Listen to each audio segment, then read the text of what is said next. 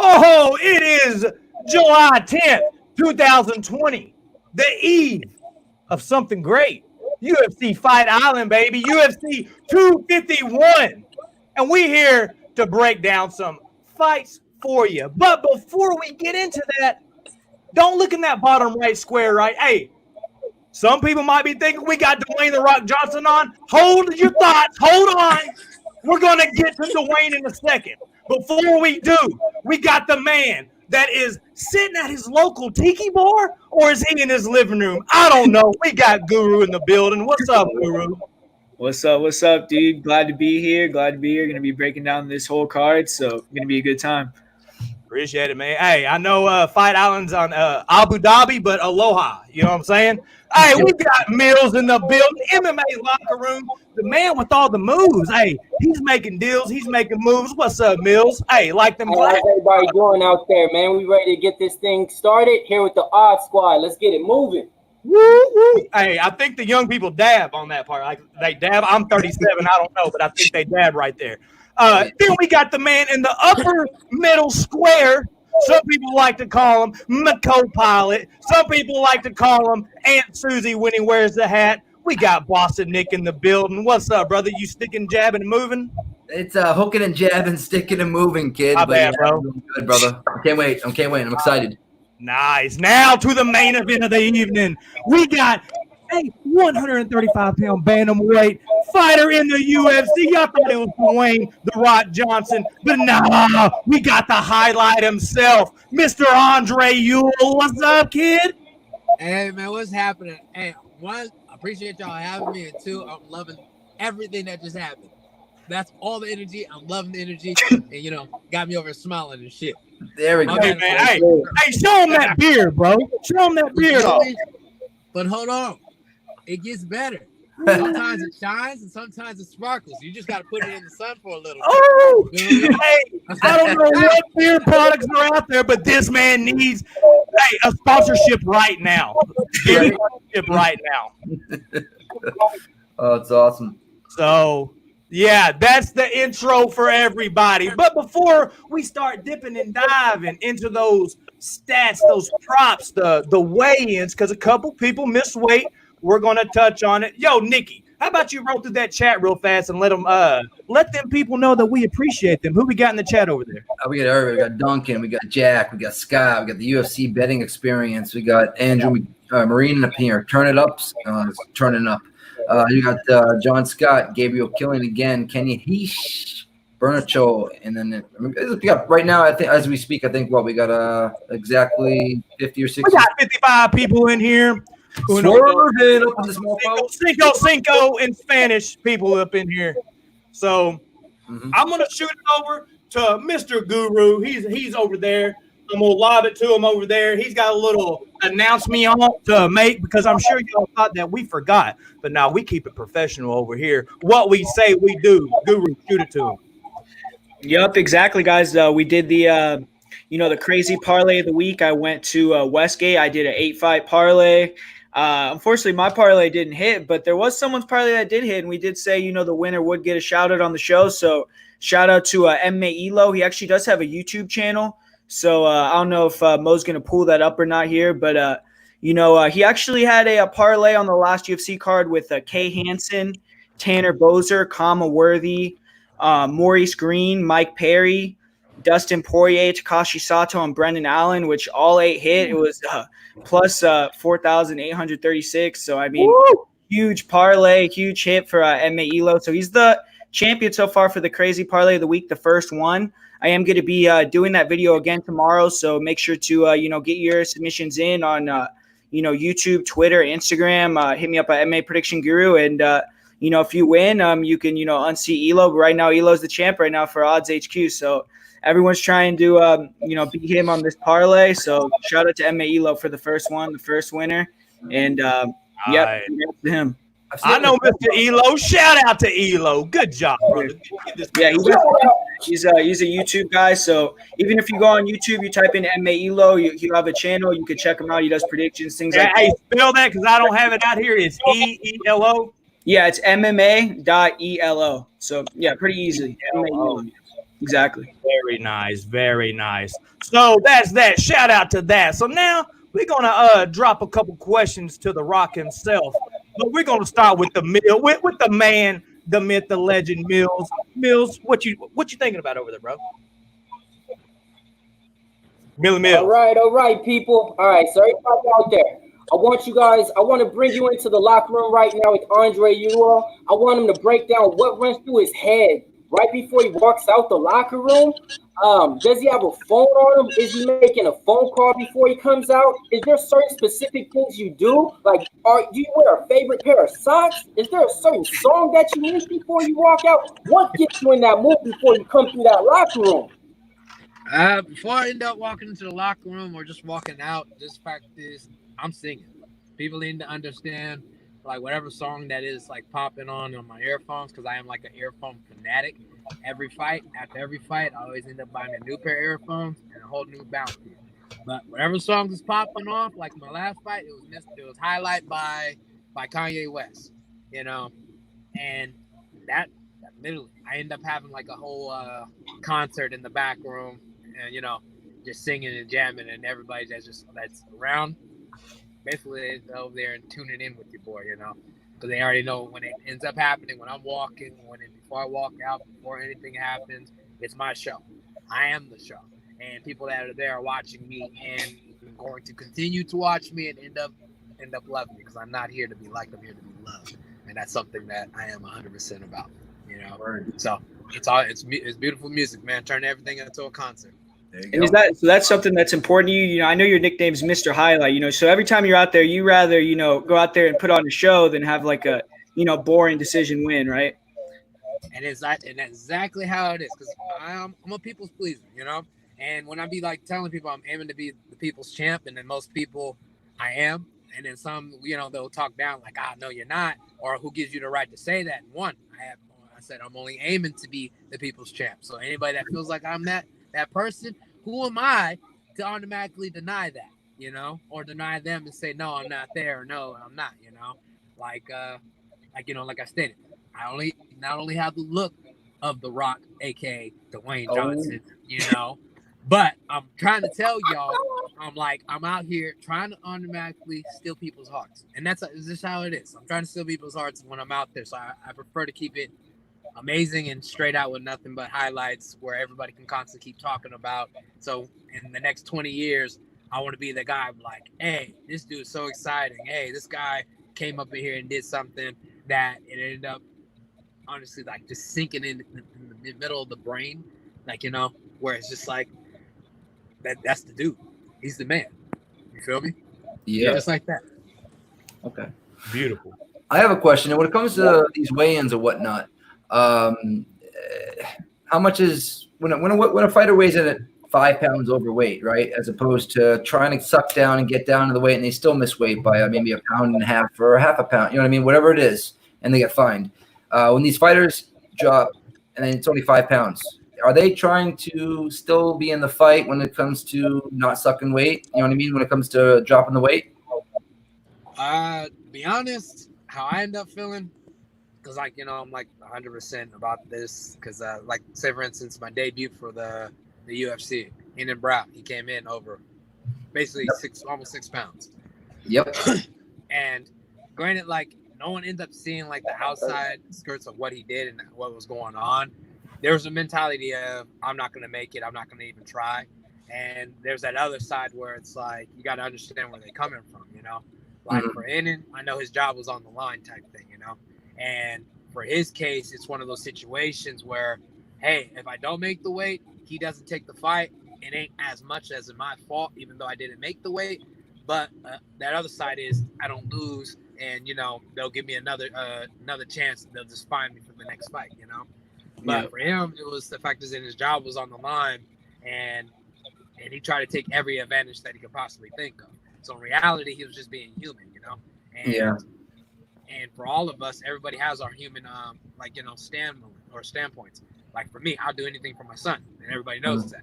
And I got 2 sons or 2 kids, so I'll do anything for those 2, And if that's me not talking to somebody or me automatically, just put like this, you end up doing something for what you love and what you're trying to keep and what you're trying to do. Like, it's a life death situation if it happens, and you never know. For Hennon, this is his life and this is his job. You know, without this, what else is he doing? No one knows. But so when it comes into it, everything kind of differs off on like where the mentality and what, you know, where they're at. You know, because some people just say fuck it, not make weight, like, you know. So it's just like, hey, we go throw, fuck it, you know. And to follow up on what Nick said about missing weight and having a game plan, do you have a certain game plan when you go into your strategy for fights? Like if you're fighting an opponent who has a weakness on giving up his back or something like that, are you going to try to expose that, or are you going to just really try to express your skills, your best abilities? Truth be told, I really never end up actually attacking people's weakness, because my eyes, it's that I'm a better striker. Like, you know, I got better hands. At the end of the day, when it comes down to it, boom, I'm like basically like Odell with the best hands in the UFC. You feel me? That's me. You saw the hand, you feel me? You saw the hand. That's the football. Hey, that's that one hand stand. You feel me? But no. So right now it's just one of those, like, you know, mentality like how Floyd is. It's like at the end of the day, it doesn't matter what you are good or great at. I'm about to make you weak to the moment that your style is not better than my style, so I'm going to automatically push my style. You know, like granted, like, you know, we have like great kickers in our in my division. We got straight jits fighters in our division. Like, you know, say for instance, I fought like 3 black belts, right? Dos Santos, Hennenbrau, and Chito. Now one of them ended up tapping because I'm over here escaping, you know. But at the same time, they're also known for their hands and striking ability and whatnot. So in my eyes, just turned it into my game.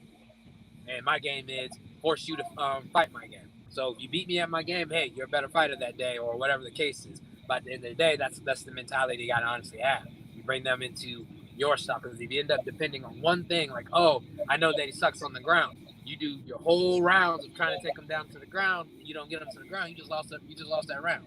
And you know how UFC is. Hey, if you lose a round, that might end up turning around like this, you lose a fight. Yep. Touch on that real quick. Beating Hennenbrau, how did that? I mean, he was a world beater for how many years? You know what I mean? Yeah. How did that feel? I mean, he missed weight, and he missed by 5 or 6 pounds, but he wasn't depleted, so you didn't beat a depleted Hennenbrau. You know what I mean? You beat a Hennenbrau that weighed probably at the end of the day, 15 pounds more than you, maybe 10 or 8 to 10 pounds more than you, right? In the cage. Yep. I mean, what did that feel like? Well, be honest, would feel like so true story, all right. And then it's like I love telling it because it's like comedy to me. Before I end up getting a fight, right? My mindset was not even, because I don't watch no tape, so just know this: I did not watch tape. I wasn't like watching a whole bunch of UFC fights. Like I only watched like, hey, John Jones. Everybody knows John Jones. Hey, you know, it's like certain people that you just know and their name because it automatically shoots out. But I was like more of a boxer watcher type thing, or, you know, NFL as in the Cowboy, you know, whatnot. So when they were saying Hennenbrau, to me, he was just another guy. I'm not even thinking pound for pound. I didn't know what all that, you know, wasn't even into all that. The whole thing was, it's just another guy that I'm about to end up fighting. So I did not know who Hennenbrau was. So when everything that was like happening when he didn't make weight, like the things that happened before him not making weight, it just got to the moment that I just got frustrated and I was over it, to the fact is that, hey, because when I pulled up to the hotel and everything, Hennenbrau was basically in the buffet eating down. He was grubbing, right? And I'm talking like full plates, and I didn't even notice it until my brother and my cousin and then my coach were like breaking it down, like he's over there in the buffet eating and everything. And I'm like, oh, okay, all right, you know. And then it was the extra moment that we're in the elevator with each other, and we're going up on the elevator, and my man's was 100% like, you see me, I'm like sucked in and everything, and him, it's like he just got done eating and shit, you know.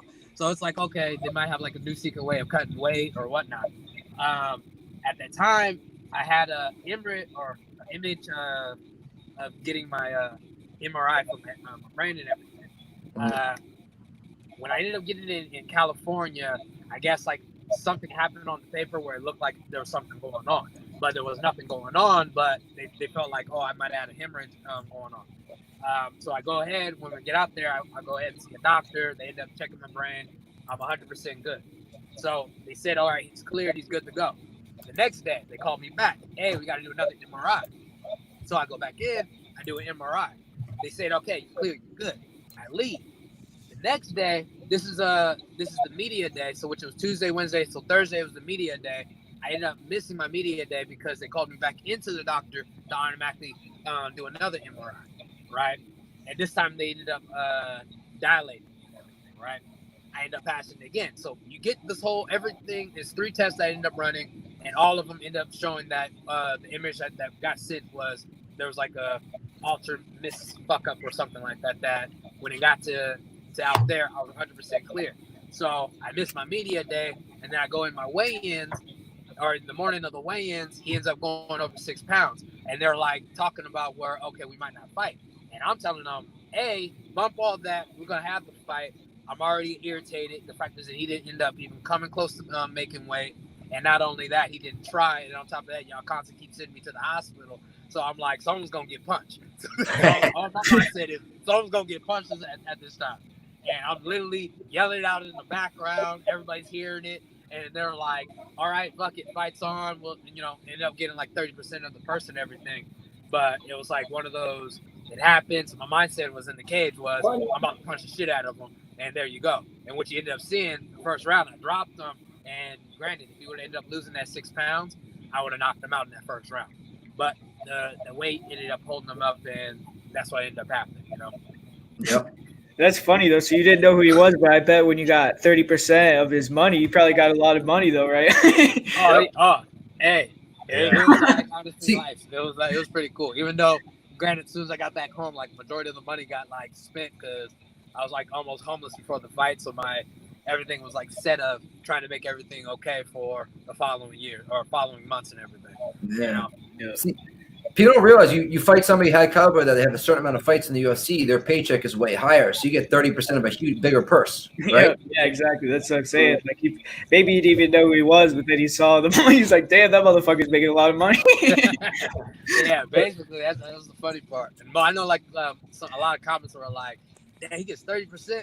He was like, "Yeah." It was like, if I was him, I'll fuck around and lose. Like if I lose, think about like, because ending up losing, you only get half of it. So picture if you doing a 1 and everything, that's like, oh, the extra percentage and everything of whatever the number that he ended up making. But like I said, my mindset was, hey, beat the or go up in there, punch him in the face. Like like I literally had to do that. Yep. And you did the damn thing. Yeah, guys. So y'all have any more? Let's get them one more question. Let's shoot got one. Whoever it is, it doesn't matter. Let's get Andre one more question. We're gonna start diving in this card. Them comments over there are popping. We got some questions we gotta answer. I know. Mills, go ahead. Andre, I just wanted to know. So UFC wasn't your first choice. You was definitely trying to get into boxing, right? Big Roy Jones fan, right? So with that being said, what was that one punch or that one kick you got hit with that made you question, why are you an MMA fighter? To be honest, I never had that way yet. Like, I really never had those like type of moments. Because it's one of those, like, people need to understand what even got me into the whole UFC game or even mentality to even like fight in the cage. It was the fact that I was doing boxing. Well, granted, it wasn't like going like the best route because it's like in boxing and where I'm from, it's about who you know and and where you live type thing. And I'm about an hour and a half away from LA. And if you ain't from LA, you're not known. And then if you're from Riverside, you basically have to be like a certain type of person or whatnot, or know the right people. And at the moment, Riverside wasn't really known for boxing. It was really known for like basically MMA. I was up in court. Like I said, it literally took a judge to look at me with no value. And when I say it was like that look, and everybody knows that type of look where it's like that look of disappointment of, one, why are you even here? And I was like a person that was working on the towers and everything. Because, it was my first son and everything. So my mindset was be a father, be in my son's life and everything, And after that, it already tweaked it where I got to end up finding values and do something that I'm really great at. And I know I can honestly throw hands and I can kick. I was a good mixed martial arts person. It's just ended up choosing boxing because I was a huge fan of Roy Jones and everything, So it kind of like diverted where I made my mindset of, hey, I'm about to do everything I can to make it in the UFC. And I ended up making the timeline. I said in 2 years, I'm going to be in the UFC. And basically 2 years I followed up with a few months. I was up in the UFC and mad talk. And I was like a big talk out here and everything, But granted, I ended up getting hit. I got hit hard, a lot. And one time at practice, I got like spin heel. Like, someone ended up heel kicking the shit out of me. And it ended up dropping me. And the funny thing is, I already knew something bad was going to happen because I was telling them, I was like, they're trying to get me to spar. And I was like at a $145 or $144. And everybody that I move with is always heavier than me. So they walk around like at 170/180. And they're like, well, we got to get your rounds in. And I was telling them, like, look, right now, I'm only good for 2. If you push me for anything else, it's gonna go downhill. And I'm like already not in the mood to spar. And they're like, no, go ahead, you be okay. Which one? First 2, I was good. That third round, man, I was up in there. He must have did a spinning heel kick. Must have cracked me in my face. I dropped, and then I'm like, I look up, and then all they go, everybody in the gym goes, Dre, you all right? I was like, hell no. I was like, that kick, And then I was like, all right, now I was like, I get back up, like, don't get around it. Like, it ended up dropping and everything, but like my mindset was, all right, I got to get my shot back now. So now it was like, bump all that, I'm tired. Like, hey, I'm about to end up getting what I owe, So that's just like my mentality of everything. So anybody that ends up hitting me hard, not that, that question of, oh, I should stick to boxing or everything, that doesn't click in. It's just, all right, I got to end up making or getting my shot back. And how Roy Jones always said, if you hit me 1 time, I got to hit you 3. And if you hit me 3 times, I'm going to have to hit you 9 times. And if you got me 9, hey, next you know it, I'm just got to go on a milli just tagging you up and everything. So that was like my mindset, Yep. All right. Very nice. Hey, bro. Hey, we can sit here and just answer the questions all day, bro. Hey, super interesting, dude. Super grateful for you just freestyling these stories. Just so everybody knows how this process works is you normally come in, you have somebody backstage, and you're kind of like, hey, how do you want to do it, right? What do you want to cover? What do you don't want to cover? Man, the highlight was like anything. Y'all just hammer it. So, hey, that's very, very uncommon. So super shout out to you. I'm going to be doing this twice. One right now, one when my man makes an exit. But, hey, guys, Odd Squad, your boy needs your help. Y'all see the banner below. What does that say? That says, well, Nick don't have the right banner up. Hold on. Oh, this one? Damn, Nick. Hey, y'all, Nick be doing this to me, bro. I be trying to be professional. Boom, there you go. Hey, my man is on social media. He is putting that content out, and he's just not one of them cats that puts out a quote, an inspirational quote. And, hey, my man puts out content. You can catch him on IG at Day42. That's right, DAII42 IG. Big thing for him. Puts out that content, them tutorial videos that, hey, you want to be a fighter? Hey, you need to check my man's content out. Plus, hey, he's got all kinds of content at Andre Ewell on YouTube. Not hard to find. EWELL right there. Boom. And then you can also find him on Twitter at DAII, but switch it up this time. 24 instead of 42 _Dre at Twitter. Y'all go blow his social media up. Y'all go like, share, send it to your friends, send it to your family. Y'all saw right here, my man has character, personality. So you support him, he's going to support you. He's definitely one of our Odd Squad brothers now. You welcome on anytime you want to come on, my man. Before fights, we're going to be pumping you huge, my brother. So anytime you want to come on, we here about 3 days a week, bro. So anytime you want to come on, you can come on and pump your stuff. So, and we'll give the boys a shout out. We got to give the boys a shout out too. A couple of the broadcasts, because that's what we're in the game of promotion. Nikki, tell them where they can find you, bro.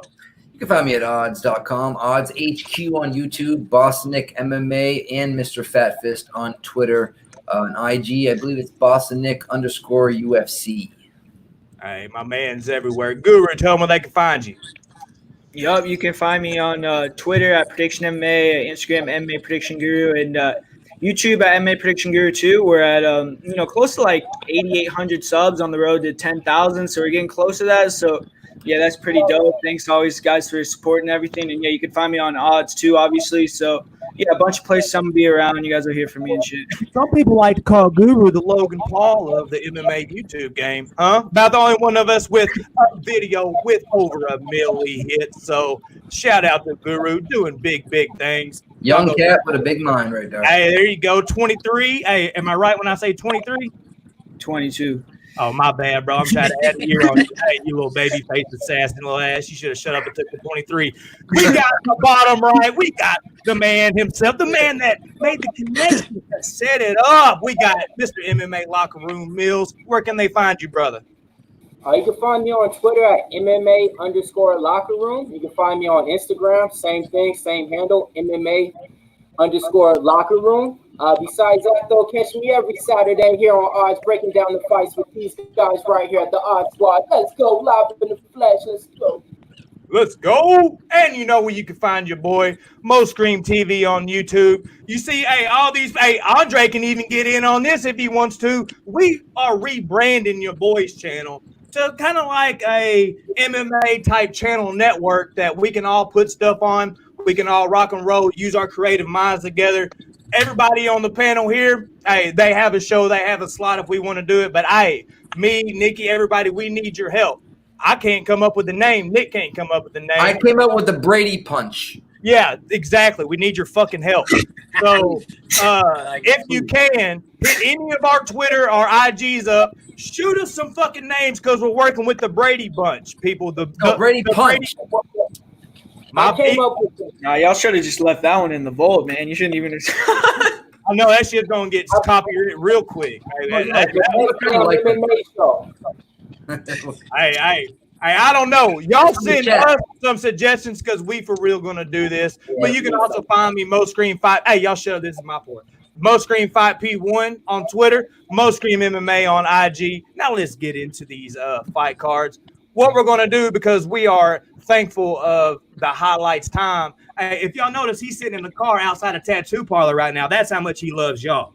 Okay, so he's out here doing big things. We're gonna roll through the main card, get his opinions, rock and roll, and then once he bounces, we're gonna stay after. We're gonna answer y'all's questions, top props, bets, all that good stuff. So let's hit. I had the first card lined up. I'm over here pulling a Nick. My bad, y'all. What? My bad. Hey, main card, we got Paige, 12 gauge Paige Van Zandt. Been doing some tape research on IG on her. Don't worry, guys, I got that down. Versus Amanda Ribas. Hey, Nikki, can you drop me some odds on this, bro? Right now, hold on 1 second. I gotta pull it up. Damn it, Nick. Hey. So right now, Amanda Ribas, she opened up the book at like -900, but on some books, you get her anywhere from 760 up to about 850 right now. Yeah, come back on Page is like plus, best case, plus 700, worst case, plus 525. Nice. So, hey, the show is called After the Weigh-In, the final weigh-in. So, these ladies look pretty good on the scales. I mean, we didn't anticipate them coming in looking anything but. I don't know what Ribas came in. If she came in at 126, I do know Paige came in with that 1 extra pound, 126. Hey, Andre, what you think about this fight, man? Do you know any one of these individually? Who you think is going to win in this fight? Thoughts? I'm gonna go ahead with Paige just the fact is in. I know how everything is setting up for her, and granted, like she's like up in talks for for majority of us fighters, just like what John Jones is doing right now, like more money and all that other stuff. Yep. So, granted, like I know she does not need this fight, so I feel like this fight is more for her, for the picking to actually win the whole 9. But again, I know that anything can end up happening. But I'm gonna go float with the Paige with this one. Very nice, very nice. Guru, what's your thoughts on this one, my man? Yeah, I'm gonna have to go against Andre on this, and I'm gonna go with the big favorite. I'm gonna take Amanda. I mean, when you're looking at the fight, man, I mean, it's just like Paige Van Zandt. Even when you look at her wins, I mean, she did beat Felice Herrig in the UFC, but all her other wins, all those girls have losing records. They have more losses than they have wins. And Paige, I mean, I think she's kind of regressing in her career. Like her last couple fights, she hasn't looked as good as she did in the past. And I kind of feel like Ribas, I think they're doing the opposite, Andre, where, this is the last fight in her deal. I think they're giving her the hardest matchup they can give her and kind of trying to, send her on the way on a loss, kind of take away her negotiation power. Because Amanda, she's really big. She's like 3-0 in the UFC. She beat Randa Marcos like 30-24. Like she had a couple 10-8 rounds in there. And I think she's, better everywhere than Paige. I mean, I actually know Emily Whitmire. Like, I've worked with her a little bit, done, roll in some jiu-jitsu, and she's really, pretty strong, good wrestler for, that women's division. And Amanda Ribas dominated her on the ground and took her down, took her back, submitted her. I think Amanda's pretty serious, man. I mean, I feel like she's probably going to be, around the top 5 of that division. So I'm definitely going to pick Amanda. I mean, you can't bet on her, obviously, at that line, but I wouldn't even bet on Paige. I mean, I think that's kind of a trap. I mean, they set the lines like that, so people will bet on Paige, but I mean, I don't really think she has much of a chance to win in that one. Nice. Mills, what you think? Was that Andre? Yeah, I mean, after watching the Go ahead, Dre. Oh no, I just say I'm not even gonna end up arguing off that one because, you end up making a point, and literally on that situation, it kind of ends up teeter on that whole point. Like, hey, this is his last fight, or her last fight. And just on that other side, it's like you never know because she ended up having names to be automatically go, and for some odd reason, she picked that one. So it's like that. Why? Yeah. True. Mills, what you thinking, bro? Yeah, I was waiting to the weigh-ins, to really kind of gauge a real determination of this fight. And now after watching the weigh-ins, I'm kind of convinced 100% Ribas. I was kind of convinced leading up to the fight that Paige might have a chance because she has a new husband that she's working out with. We haven't seen her in the ring in a long time. But once she hopped on that scale today, she didn't look too comfortable. She didn't look too confident. And, that's not what you want walking into a fight. So with that being said, I mean, Ribas, this is her fight to lose. I mean, this is her fight to win. So I don't see her losing it. And like we were saying, Guru, I wouldn't bet on this fight. But there is a great prop out there. Amanda Ribas wins in round 3 plus 800. I would definitely sprinkle a few dollars on that. There you go, Mills. I like him. Boy, Mills be dropping them fact bombs on that ass. Y'all better be ready. Hey, Mr. Fat Fist, first things first, what are you drinking in that cup? It's water. You fucking liar. Second thing, hey, show them why they call you Mr. Fat Fist. I just got big hands. I thought Dre's hands. You lying sack of shit. Show them your finger. Yeah. It's just a piece of my knuckle from a fight, whatever. It's it's part of the around it. But listen, we got a fighter here. I ain't gonna talk about fighting. So I'll try to say you for glory and you blow it. But hey, what do you think about 12 gauge Paige and Ibas? But real quick, I agree with both Drew and Dre right now because I mean, if you're picking on odds, you can't take Ribas straight. You got to take her prop wise by decision or inside the distance, like Mills just or by a certain round or inside the distance by decision. You get Ribas by. I believe it's like plus 110, plus 115. I have to double check. But like people that are sprinkling all right, this is Paige's first fight at 125, correct? So she's coming up in weight right now. Who knows what? I mean, I saw the weigh-ins. Ribas still towered over her, but Paige did look good. But I can't bet Paige here. There's no way, no how. I do believe that she signs with a different organization after this. I think she could go over to Bellator and do well over there. Do they even have a division over there at 125? Yeah, they do. Yeah. So that's your best bet over at Bellator. I think Ribas rips through her. I think the first round will be somewhat competitive, but I think you're going to see Paige on that back foot constantly. So Ribas. I'm right there with y'all. To me, it seems like you got 12 gauge Paige. She's coming in. She's real tight with her man, right? Like there's very few couples that you just can't separate. And I think they're one of them couples that always want to be near each other. She's taking this final fight. Not a lot of people try to fight out their contract. She's willing to make that deal because she knows that she can go to Bellator and fight the Beck Rollins of the world, you know what I'm saying, and get paid probably the same much as she's going to get paid for fighting Ribas. It's going to be a lot easier fight. And she's super marketable. She's coming out talking how she can make a lot more money other places. And we all know how Dana is. Dana he seems to hold grudges about stuff. So I could see it. She's a smart girl. She knows what she's doing while she's planting these seeds. So, but as far as the fight, I mean, Ribas is a beast. Maybe some kind of crazy shit happens and Paige wins a squeaky decision, some crazy off the wall crazy shit. But I don't see that happen. I see Ribas winning by decision. This might be a beauty contest of the fight. Yeah, but when you look at like the week, like Paige, when they do like the fighter, like the media day and all that, She Yeah. did her own media day where she like paid for her own shit, did calls and all that. So like it seems like she's already like separated herself from the UFC, you know, where she doesn't want to do like the UFC media day, shit like that. I mean, I don't know. It seems like she has like a bit of beef going on with them. So I don't know how like that could be a positive. Maybe she has like a chip on her shoulder, but maybe she like loses the first round and just checks out, you know? I mean, who knows what happened, but Yeah, hey, but a lot of the times, man, you got them big favorites. They will shit in your apple pie a lot. You know what I'm saying? Like, yeah, you thinking, oh, this is a lock. Throw this in a parlay, then all of a sudden they shit in that apple pie. yeah. But No value in a parlay. You got to take a prop. yeah, hey, that's enough on that fight. Let's get on to this fight's on the poster. We got and I can't wait for Guru's take. I might let him go last. Jessica Andrade versus Miss Rose Namajunas. Ooh, that pronunciation of that last name, I killed that for an Arkansan. That is a fabulous word. Hey, Mills, what you think about Rose Namajunas versus Jessica Andrade? Oh man, here we go. The rematch. The fight that we all seen and thought, hey, what if that didn't happen? Would Rose still be champion? But here we go back at it. And I like Rose. I mean, I like her striking. I like the way that she covers the ring. I like her fighter IQ. When it comes down to it, I really just think Jessica Andrade did overpower her and got that slam that pretty much ended the night for her. But when it comes down to it, I think Rose has way more tools in her toolbox for her to win the fight.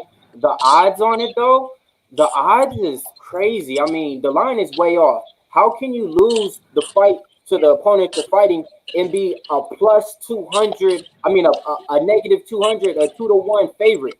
It makes no sense. Rose is 220, 210, 200 on books to the same fighter who she just lost to. Not lost, but got knocked out. So, I mean, the line is off, but when it's all said and done, and after watching the weigh-ins today, Rose looked good, and she looked aggressive. She looked like she won her belt back. I'll tell you why really quick. I'll tell you why the Lions are the way they are right now, and that's simply because, listen, what happened in the first fight? First round, Rose dominated. Second round, yeah, she got taken down, whatnot, and then she got slammed on her head. If she didn't go for that Kimura while she was getting slammed, that's all she wrote. I don't know how. I mean, minus 200 is not a bad look. I'm parlaying her. I mean, if it was a 5-round fight, I'd be putting a lot more than I am right now on it. I do think Andrade starts to fade late. She's just a bully in there, and this is not if it was the Apex cage, the smaller cage, I'd be a little bit more worried. But I'm not. Rose is going to be able to use the foot movement. She's going to be able to work the cage, circle and whatnot, and just pop shot. I don't see how Andrade. I think the bookies got it right here. I mean, minus 15, 20 cents. I think the bookies got it right. Nice. Andre, what's your thoughts on this fight? I'm definitely going to agree with Rose. I'm with Rose with this one because the first round or the first fight, like you said, if it wasn't the whole slam into the knockout on her neck and everything, it's a different ball game.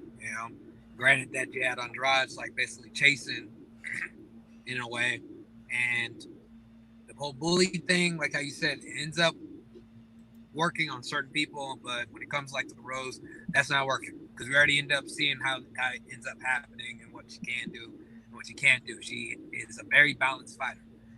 Truly one of my cousins' like favorite fighters for the women's side, and she's pretty cool. Not only that, very balanced, good work, good hands, good floor games. Just she got out muscled by someone that is naturally just a stronger and bigger person type thing, But my money's on Rose, and that's where I would place it. So I 100% agree with Nick Mills. Andre, do you think if she didn't go for that Kimura on the take, what do you think? She would have got slammed on her neck, right?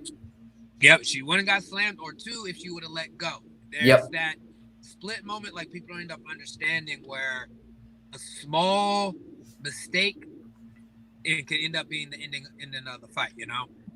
Long as you end up understanding that, and with her, hey, don't go for Kimura with a strong person. Hey, you're automatically good. Or two, make sure that you're honestly balanced, and if they end up lifting you let go. Different, end up having a different type of story.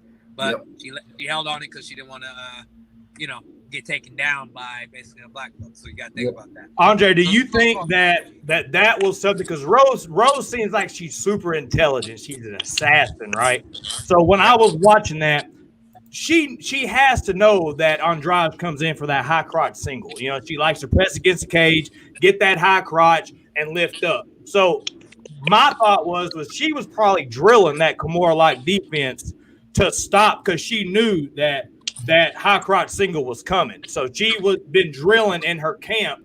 Hey, this is how we're going to stop this. That's why she kept going back to it. Do you see her trying to come up with a different way to stop Andrade coming in? Because you know Andrade is coming in like a bully. She doesn't cut off the cage well, but she's coming forward to try to grab a hold of you. You think Rose tried to game plan different this time, or she's just going to go in like an assassin like she normally does? I'm going to go ahead and say going like an assassin, because the thing is, Kimura actually worked. The whole thing was she didn't want to be on the ground because it's 5 rounds. So since it's 3 rounds, and granted, like, you know, you got 3 rounds, like picture being on your back for that, and then you get up, like, you know, she does have that power, but you know, it ain't the power to knock out Andrade, but it's the power to knock out the other fighters, you know. So for this case, it was one of those, dang, if I get put on this floor and automatically, you know, I end up giving this round away, I'm gonna get tired, and then if she does it again, then guess what? I know I have 2 more rounds to follow up, but I only won 1 out of the 2. But if you end up looking on the other side, that length that she ends up having, she was end up touching her up. She has an advantage on that. And it ends up coming into this moment as in, hey, win the first round, second round. If it ends up happening where she ends up shooting for it, she gets taken down. Hey, she's okay because she won the first round. Now just follows up on the second round, working your way back up or scrambling, or how you end up looking at it in third round. Pick the person apart, because now Andrade would end up being tired just for trying to keep Rose on the ground for the second round the whole time. So ended up seeing it 2-1 Rose in a decision fight.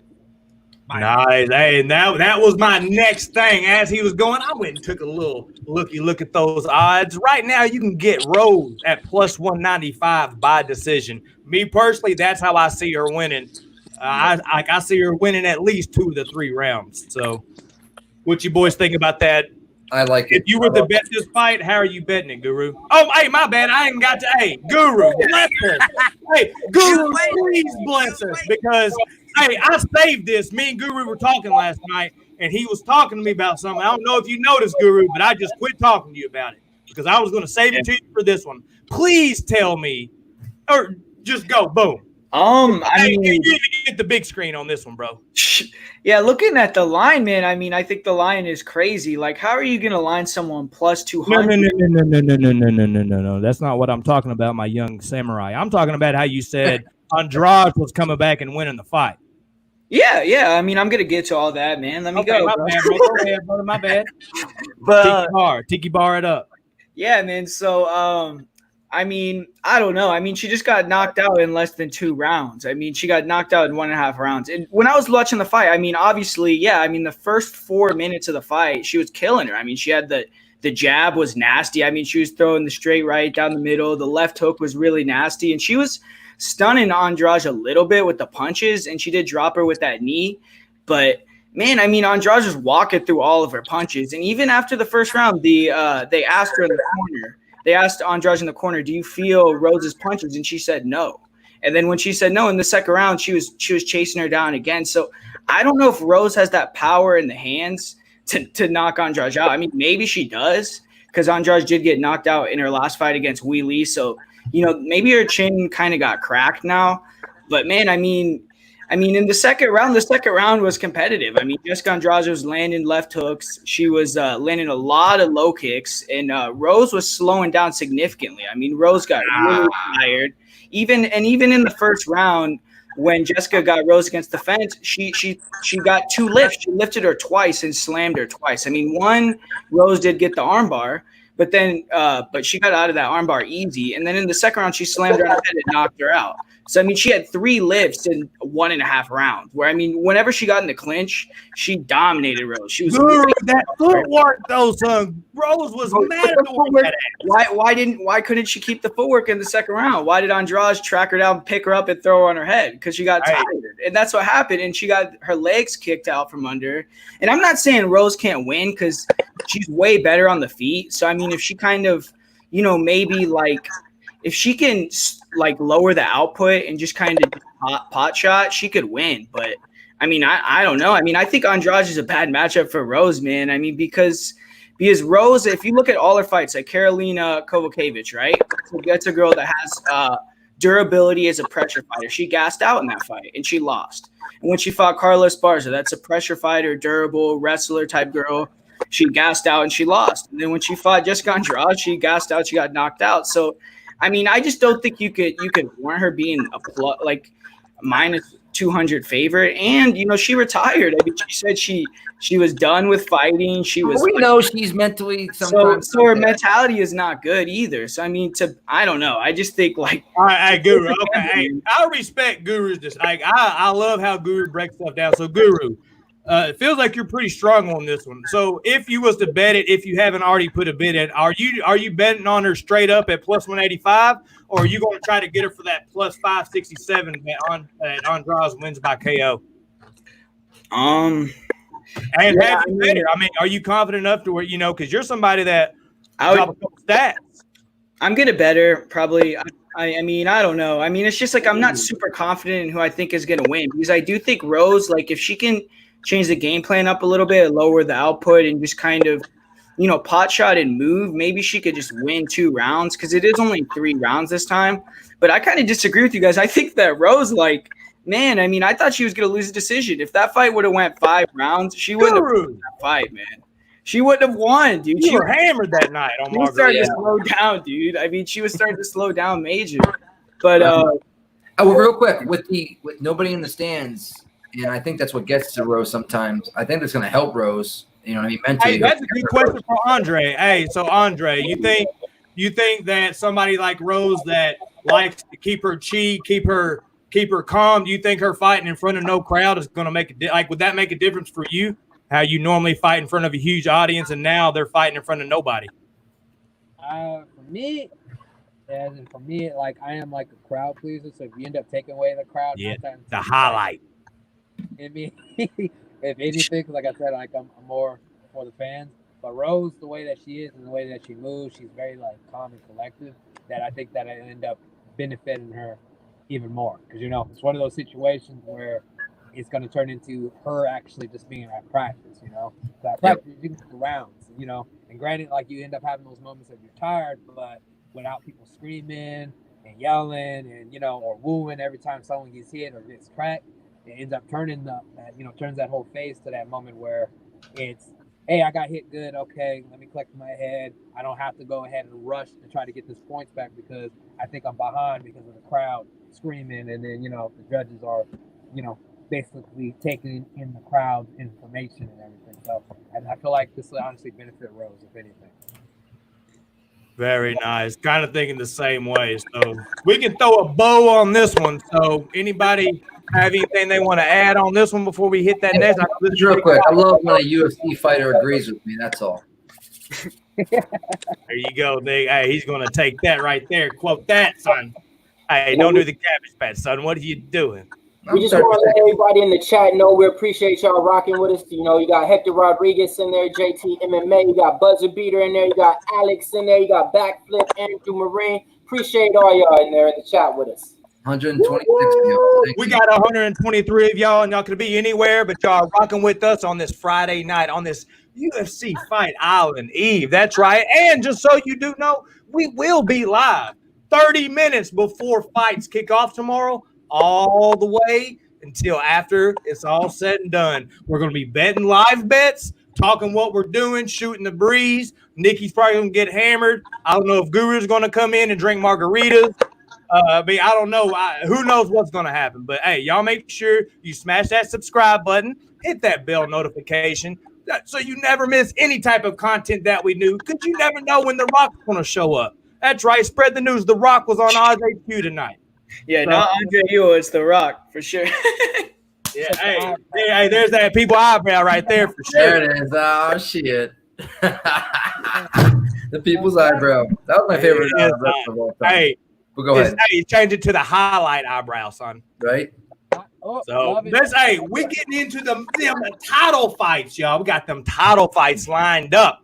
We got the vacant UFC Bantamweight Championship. I know Mr. Ewell's got his eye on this one. We got Peter Yan. I know I probably butchered that first name because I want to be a white boy from Arkansas. Yo, hey, we got Peter over here, but I know that's not how you say it. Guru, how you say that? Patar. No, it's Peter, dude. It's Peter Yan. Or Petter. That's it, bro. You over here trying to bamboozle me, bro. Hey, and Nick, if I don't know how to say it, you definitely don't know how to say it, bro. I'm taking an educated guess. Versus Mr. Jose Aldo. Hey, Mr. Mills, you want to drop these odds for us on this fight, bro? Yes, sir. So right now we got you got your boy Blessed Holloway coming in. No, bro. Peter Yan versus Jose. Yeah, minus 215 bro. Minus 215 to plus 195. Come back on all. It was a joke, man. So you got Peter Yan coming in. You got Corey Diaz from swimming earlier. Go follow Mills on Twitter, Instagram. So now you got your boy Peter Yan coming in, heavy favorite on there. Negative 230 to get him on your average book out there. And you got your boy Jose Aldo coming in at a plus 195. Is he being disrespected by that? Or is he going to use those leg kicks and actually make it an even fight? Well, I like that. We're going to start with Guru on this one because I think Guru's on Aldo. Am I right, Guru? Yeah, man. I'm going with Jose Aldo. And to be honest, it's like, I don't know, man. I feel like a lot of people are disrespectful towards Jose at times. It's like, man, people are acting like Peter Yan is going to go out there and knock him out in the first round. Like if Peter fought Max Holloway or he fought Conor, he would get knocked out stiff, man. I mean, those guys are huge. They're huge, and he's fighting at 135 now. So I know this is Andre's division. He's probably intrigued with this fight, but I'm just thinking about it like, man, I mean, Peter Yan, he fought Jimmy Rivera. That fight was really close. I mean, the first round – when you watch the first round of that Jim Rivera fight, I mean, he was dominating the first round, like clearly dominating the round. And then he did get dropped near the end of that round, and Yan stole the round because of that. And then Jimmy won the third round. So, I mean, he was really close to winning that fight. I mean, I think he dropped him in the last 5 seconds of the first round. So, but I mean, Peter Yan, I mean, you know what you're going to get here. I mean, obviously, Aldo, you know, he's going to be a lot bigger. He's going to hit harder. He's more fast twitch. And I feel like he's the more explosive, athletic guy in the fight. He's going to be a lot bigger too. But Peter Yan, you know, he just has that, you know, come forward style where he has a lot of composure. You know, he could take shots, just keep coming forward, a lot of, you know, really good cardio and pretty good volume. And he just kind of gets guys backed up against the fence, and that's where he'll unload. He'll switch stances, mid-combination, and, you know, he's really good with that left hand. I mean, his left hand is really nasty. I mean, so he had some opportunities, I think, to beat Aldo as the fight goes on, just tire him out, because we have seen Aldo tired in the past. But I mean, I think early on, Aldo is going to be faster. He's going to be bigger. He's going to be more athletic. So I think he's going to have the better boxing. I think he's going to be working him early on. I think Peter's going to have to survive a little bit of a storm. I mean, I think Aldo could even knock him out in the early rounds. And we saw Jimmy Rivera hurt Peter with those low kicks. So, I mean, the thing is, it's hard to, you know, kind of bank on Aldo bringing back those low kicks after it's been so long since he's thrown them. But if he does do that, that could be a big part of the fight. And, man, I mean, I don't know. I think Peter Yan, as the fight goes on, you'll probably start pulling away a little bit. But Aldo looked good versus Marlon, man. I mean, even after the third round, it didn't look like he was tired at all. I thought he won that fight. I think Marlon hits a lot harder than Peter Yan. And he was eating Marlon's punches and just kept coming forward like they weren't even affecting him. He ate a head kick from Marlon. And, man, I think Aldo has a little bit. I think he has more left than people think. I think he's going to take him out. I think he's going to get a knockout in the first 3 rounds. So I'm going to go with Jose Aldo here. Nice. Hey, before we get to Dre, real quick, Jake's been super patient, super grateful. Jake, we're going to get to your question right now. Guys on the panel, hey, what you think about this fight going over 2.5? Let's check that. Over 2.5 right now is sitting at minus 172. Is the juice worth the squeeze? It's way too it's too juicy for me. Guru, what you thinking? I don't know. I mean, that's like a Yan. If you think Yan is going to win, I guess I would bet on that. because I don't think he's going to knock him out in the first 2.5 rounds. I mean, Isn't I'd it be juicy, surprised. though? That's just Jan doesn't have power though, man. I mean, Jan doesn't it's not like he has one punch knockout power. Like he's a volume guy. I mean, but if you're betting on Aldo, then it's the under. Hey, if we're Yeah, talking about yeah. striking, let's go to the XBR. Mr. Andre, what you think about this fight, my man? Who you got and why?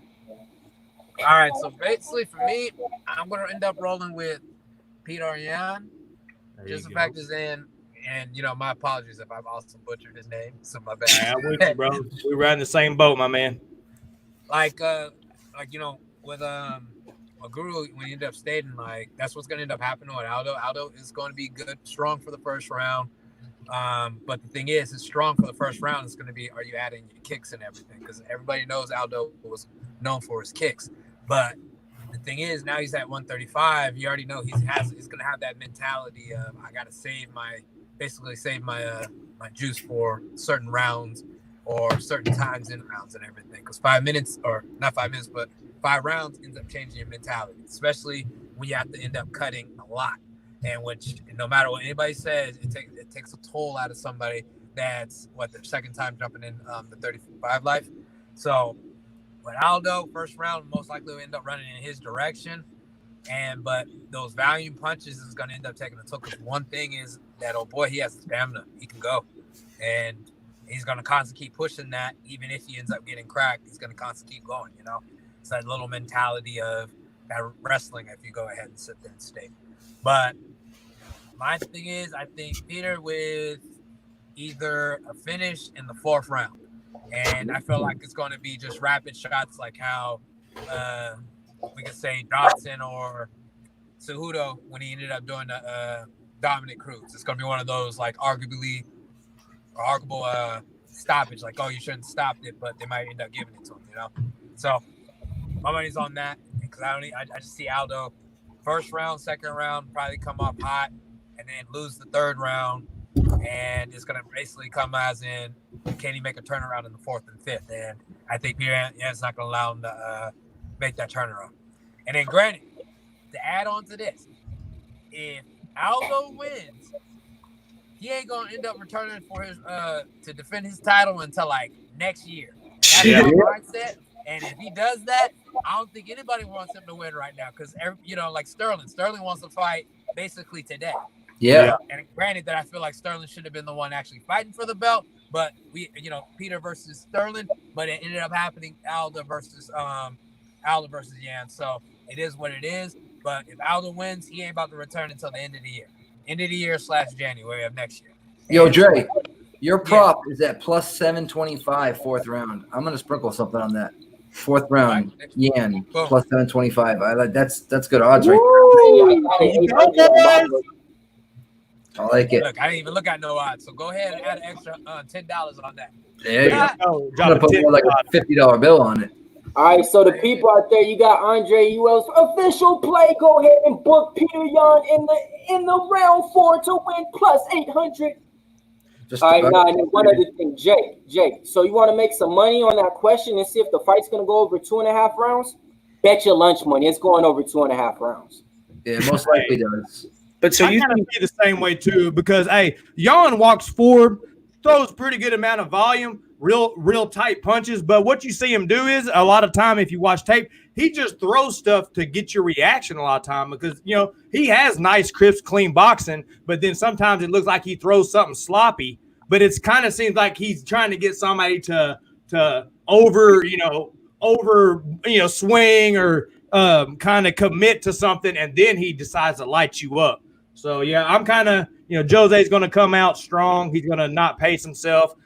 He hasn't really been using his leg kicks lately. Hopefully, he comes out, uses them because, I want to see the best Aldo, but he's been real boxing heavy lately, it seems, and I just don't think you really want to. And Mo. I think Yan's the ultimate. Go ahead. At 135, I don't think he can plant and just land those devastating leg kicks that he did at 145. Yeah, he hasn't shown it. It's one of them things he's gotten away from it. He, who knows why? You know what I'm saying? Yeah. But yeah, that's kind of what made Aldo. He could throw a nice little 3-piece and then hit you with a nice little leg kick, and it was all beautiful. And Aldo should have had this fight. I agree. Yeah. So you guys are saying the 35, you think that'll hurt his cardio, right? I thought last fight when he fought Marlon, I thought that was the best his cardio looked in like years. I mean, in the third round, he was chasing Marlon down. So you got to also remember this, that what's his name is not really good at going more than basically the first round. You got to end up looking at it. Yeah.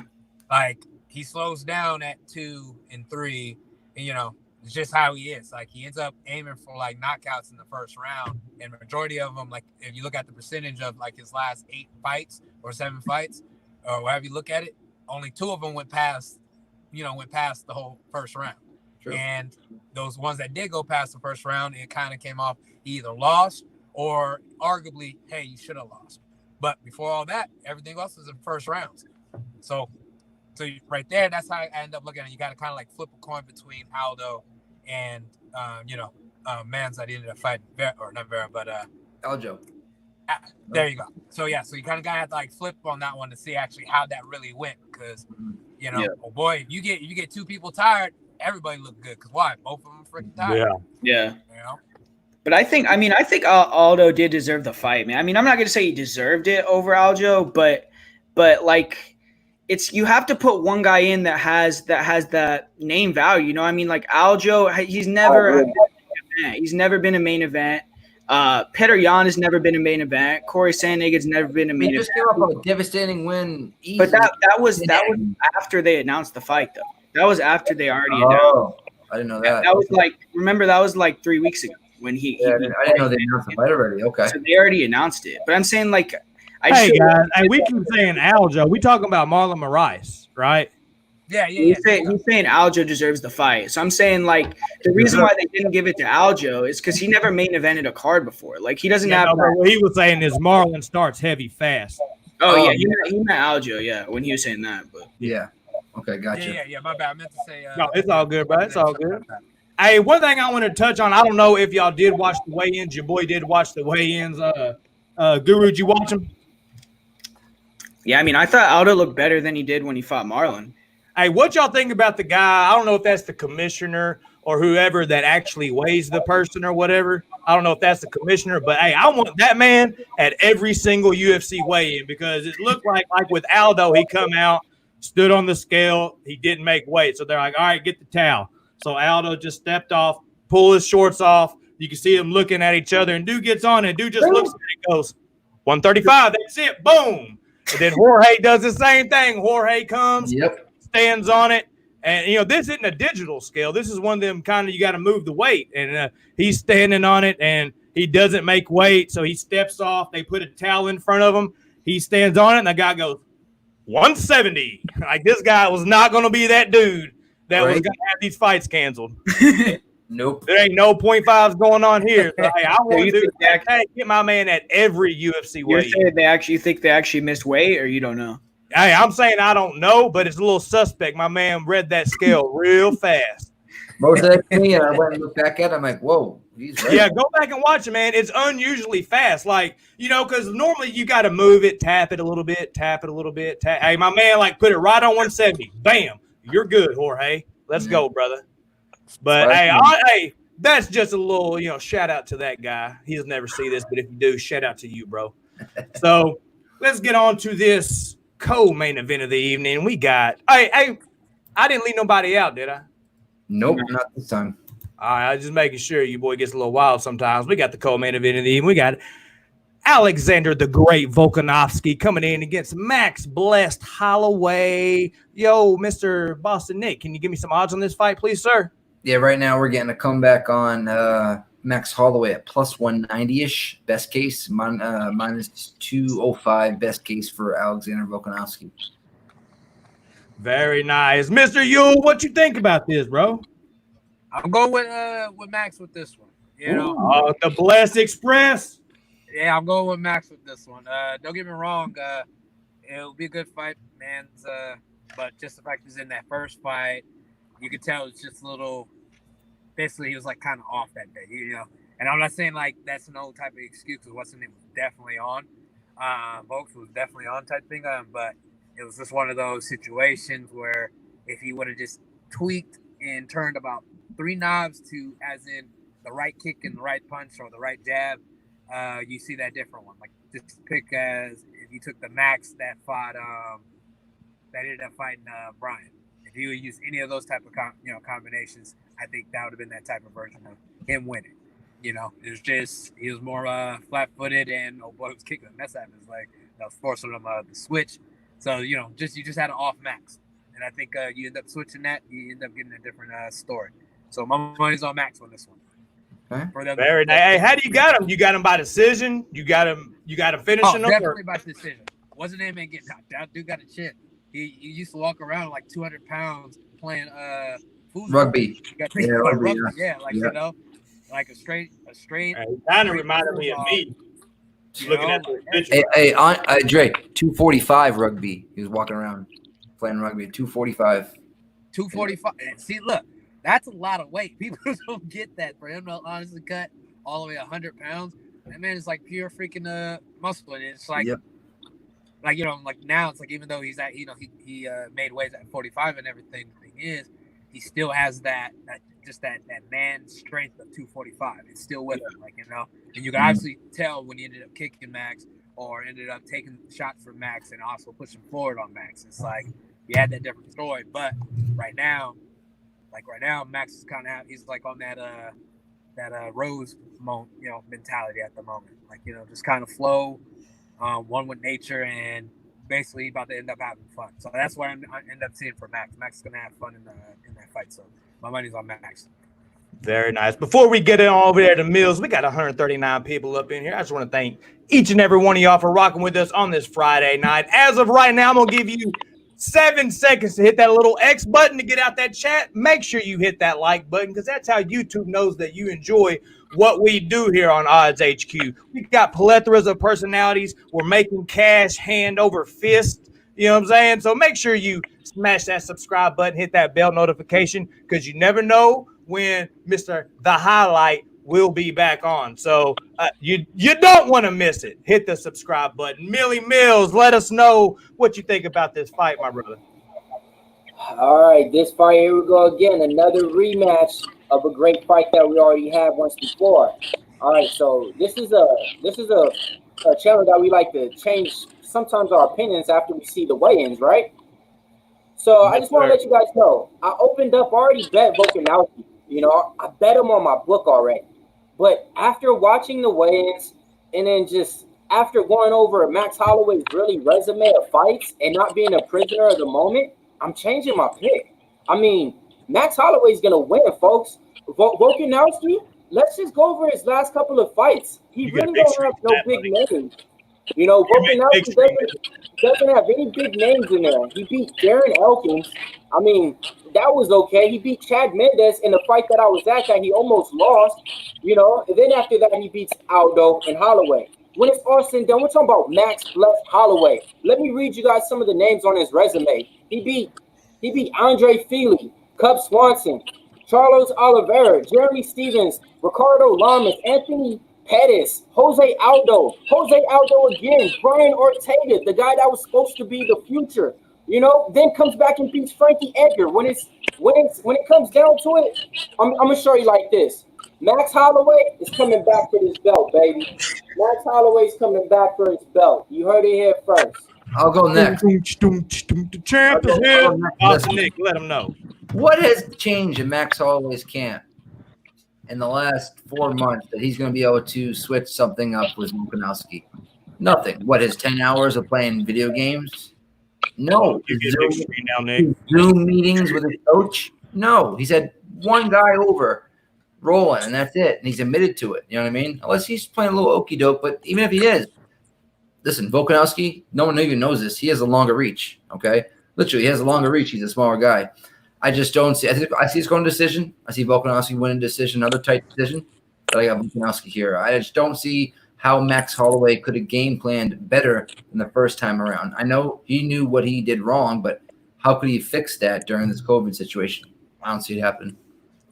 So before we get to Guru, me personally, I'm on Volkanovski too, but this is more of I'm not really going to bet because I'm a huge Max Holloway fan. And I was kind of thinking that too. Watched a couple interviews of some people that I respect, and they made a. I mean, Max is a smart guy. All right, so also, do y'all really think that he didn't train at all? That he only trained on Zoom? Come on, Nah. this used to be the featherweight champion of the world. He's done something. They live in Hawaii. It's illegal to train. That's why he said that. In Hawaii, it's keeping illegal it to on be the in hush. the gym. Yeah, he was But I training. think the adjustments that he can make, Max normally starts slow and then he builds each round. His volume builds. He gets his rhythm. He finds what he's looking at. He looks for his reads. He gives a couple rounds to get them in, and then he fucking exposes. Yeah, he throws up tons of volume. I think that he could come out and start faster this time. I think he'd come out with more volume in the first round, kind of throw Volkanovski off. But I still ultimately think those big, huge, meaty rugby leg kicks from Volkanovski are going to still be there. Max hasn't shown to be just the greatest at checking leg kicks. I think he's going to chop them down. But I do think I'm not touching this one. I'm not betting this one. This is a shout out to our boy Die Hard MMA podcast, Clint. This is what he likes to call a fireball and popcorn match. But some people like to get crazy with it and call it fapping. Get it? Fireball and popcorn fapping. Fapping it. Your boy's fapping on this one, all right? I'm fapping, sitting back, enjoying it. Fireball and popcorn because I want Max to win. I just kind of think that Volkanovski's going to win 3 of the 2 rounds. Guru, what you thinking? The line's wrong. That's all I'll say. Yeah, I mean, I picked Volkanovski in the first fight, and I'm gonna pick him again. I mean, I just think the difference when you look at that first fight. I mean, Max, what he's really good at is the distance control, right? I mean, he keeps guys at range, and he picks them apart with the boxing, with the forward pressure. And the people that get overwhelmed with that forward pressure, and I mean, he has a great chin too, so you can't knock him out. So he comes forward, good boxing, good forward pressure, good volume, and he just drowns guys. But Volkanovski, I mean, in that first fight, you saw that, he was constantly changing speeds, and he was able to get inside with his feints and with his footwork pretty easily on Max. And when he was getting inside and Max was touching, that's when he was coming over the top of those big hooks, hitting the low kicks. And I just feel like, I don't know. I don't think Max is going to be able to drown Volkanovski with that forward pressure style. I think Volkanovski always has that cardio to kind of match Max in that regard. And I think that, Volkanovski is just more defensively responsible, whereas Max kind of relies more on his chin and he relies more on just overwhelming guys. And I just don't think that he's going to be able to overwhelm Volkanovski. So I think it's kind of be the same thing. I think Volkanovski is going to use a lot of feints, low kicks, some big counters when Max is trying to touch and just kind of win a decision that way. So I think Volkanovski is going to win. Very nice. So with us on Volkanovski, how would we bet it to make it worth it? Because right now we got Volkanovski sitting at what is his odds at, Nikki? Minus 210. Yeah, minus 210 ish. So are you betting them straight up? Or are you betting the under 4.5? Do you think that he's going to finish them at all? Or are you going to parlay it? Yeah, I mean, how are we betting this here, gentlemen? This is the co-main, so this is probably I got something called the Stanky Leg Parlay. It's Hey, Dre, you got to tell him for him to call the Stanky Leg Parlay. My man got to do the Stanky Leg right now. I ain't doing no Stanky Leg right now. You're gonna see my Stanky Leg. So hey, let's see that Stanky Leg, Nick. Come on, Nick. The Stanky Leg. No, I ain't doing that. Hey, on, Nick. On the real. It's Damn, bro. Hey, parlay, all right? bro, Boss would have cut that and made it a clip, bro. Yeah, I know. On a different day, maybe I will do it. It's 6,000 views on that. We got Rose, we got Volk, and then we got Robert Whitaker on the 25th. For 2 plus 266. Oh, he's getting fancy with it, getting multiple pay-per-views. Like you said, you have to wait for that cash one, huh? But well worth it. We'll talk about that when we get there. Who we up on here? Hey, is it?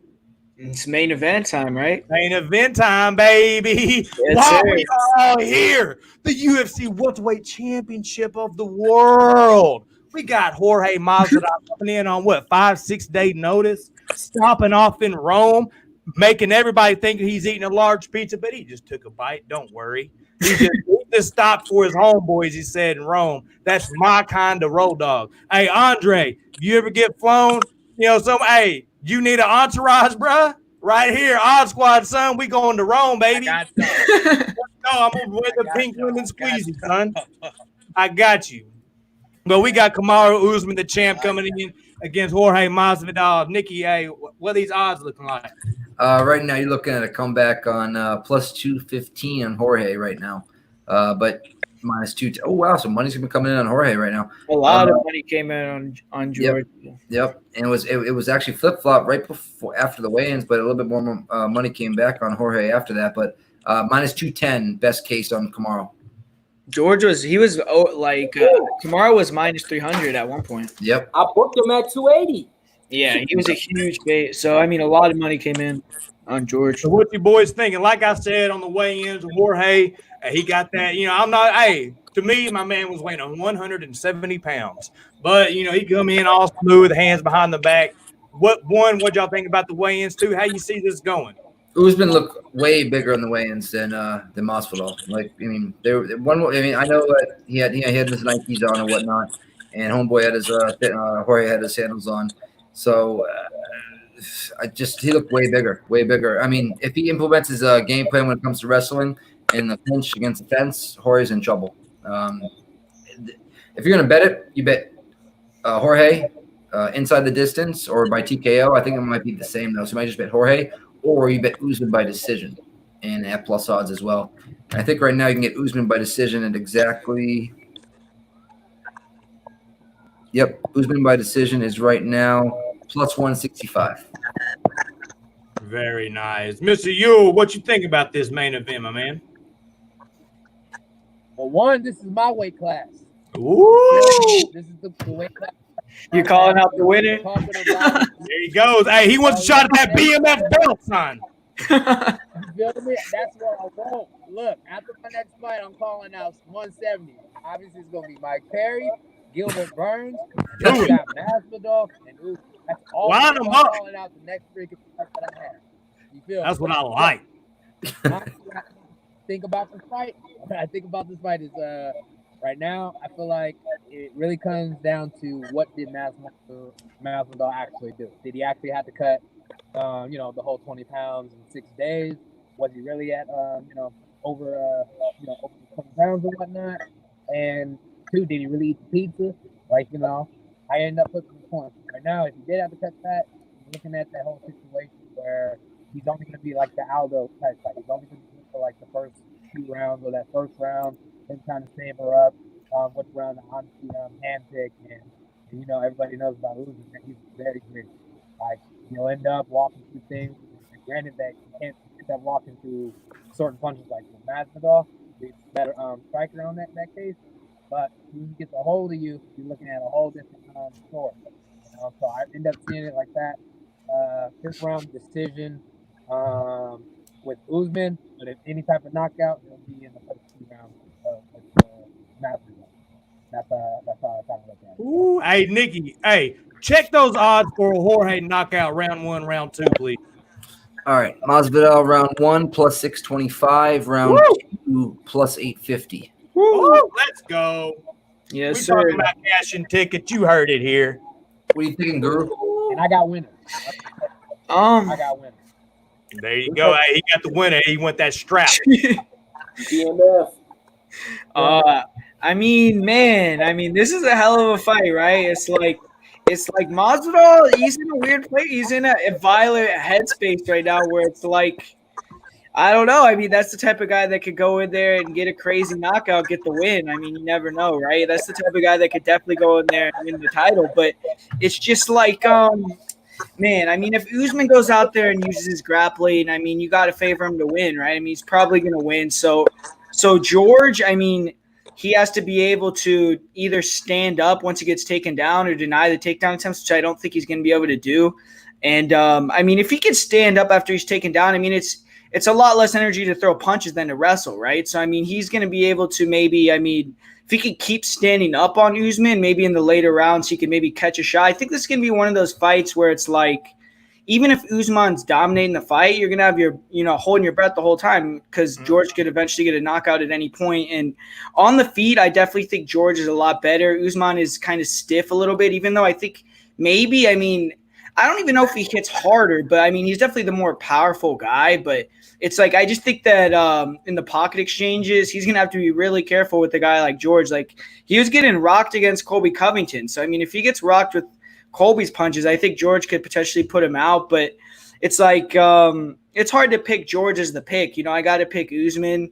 I just think that he's fought the better guys. He's beaten the better guys. He has the big wrestling advantage, and I think he's probably going to be able to just grind it out to a decision. I don't think he could finish Masvidal because I just don't think that he's not that dangerous with his jiu-jitsu. I think he only has one submission in his career, and I don't think he's going to be able to get to a dominant position and George is going to quit. He's just going to ground and pound him. So, I mean, I think that George will probably be able to just stick around for 5 rounds, and it might be a boring fight with Usman just clinching him up or taking him down and shit. So that's kind of what I think could happen. But I hope chaos happens, man. I hope George wins, and he's talking shit about fighter pay and everything's going on, and he's the champ, and that'd be a cool story. I mean, it'd be cool for sure. But I got to go with Usman.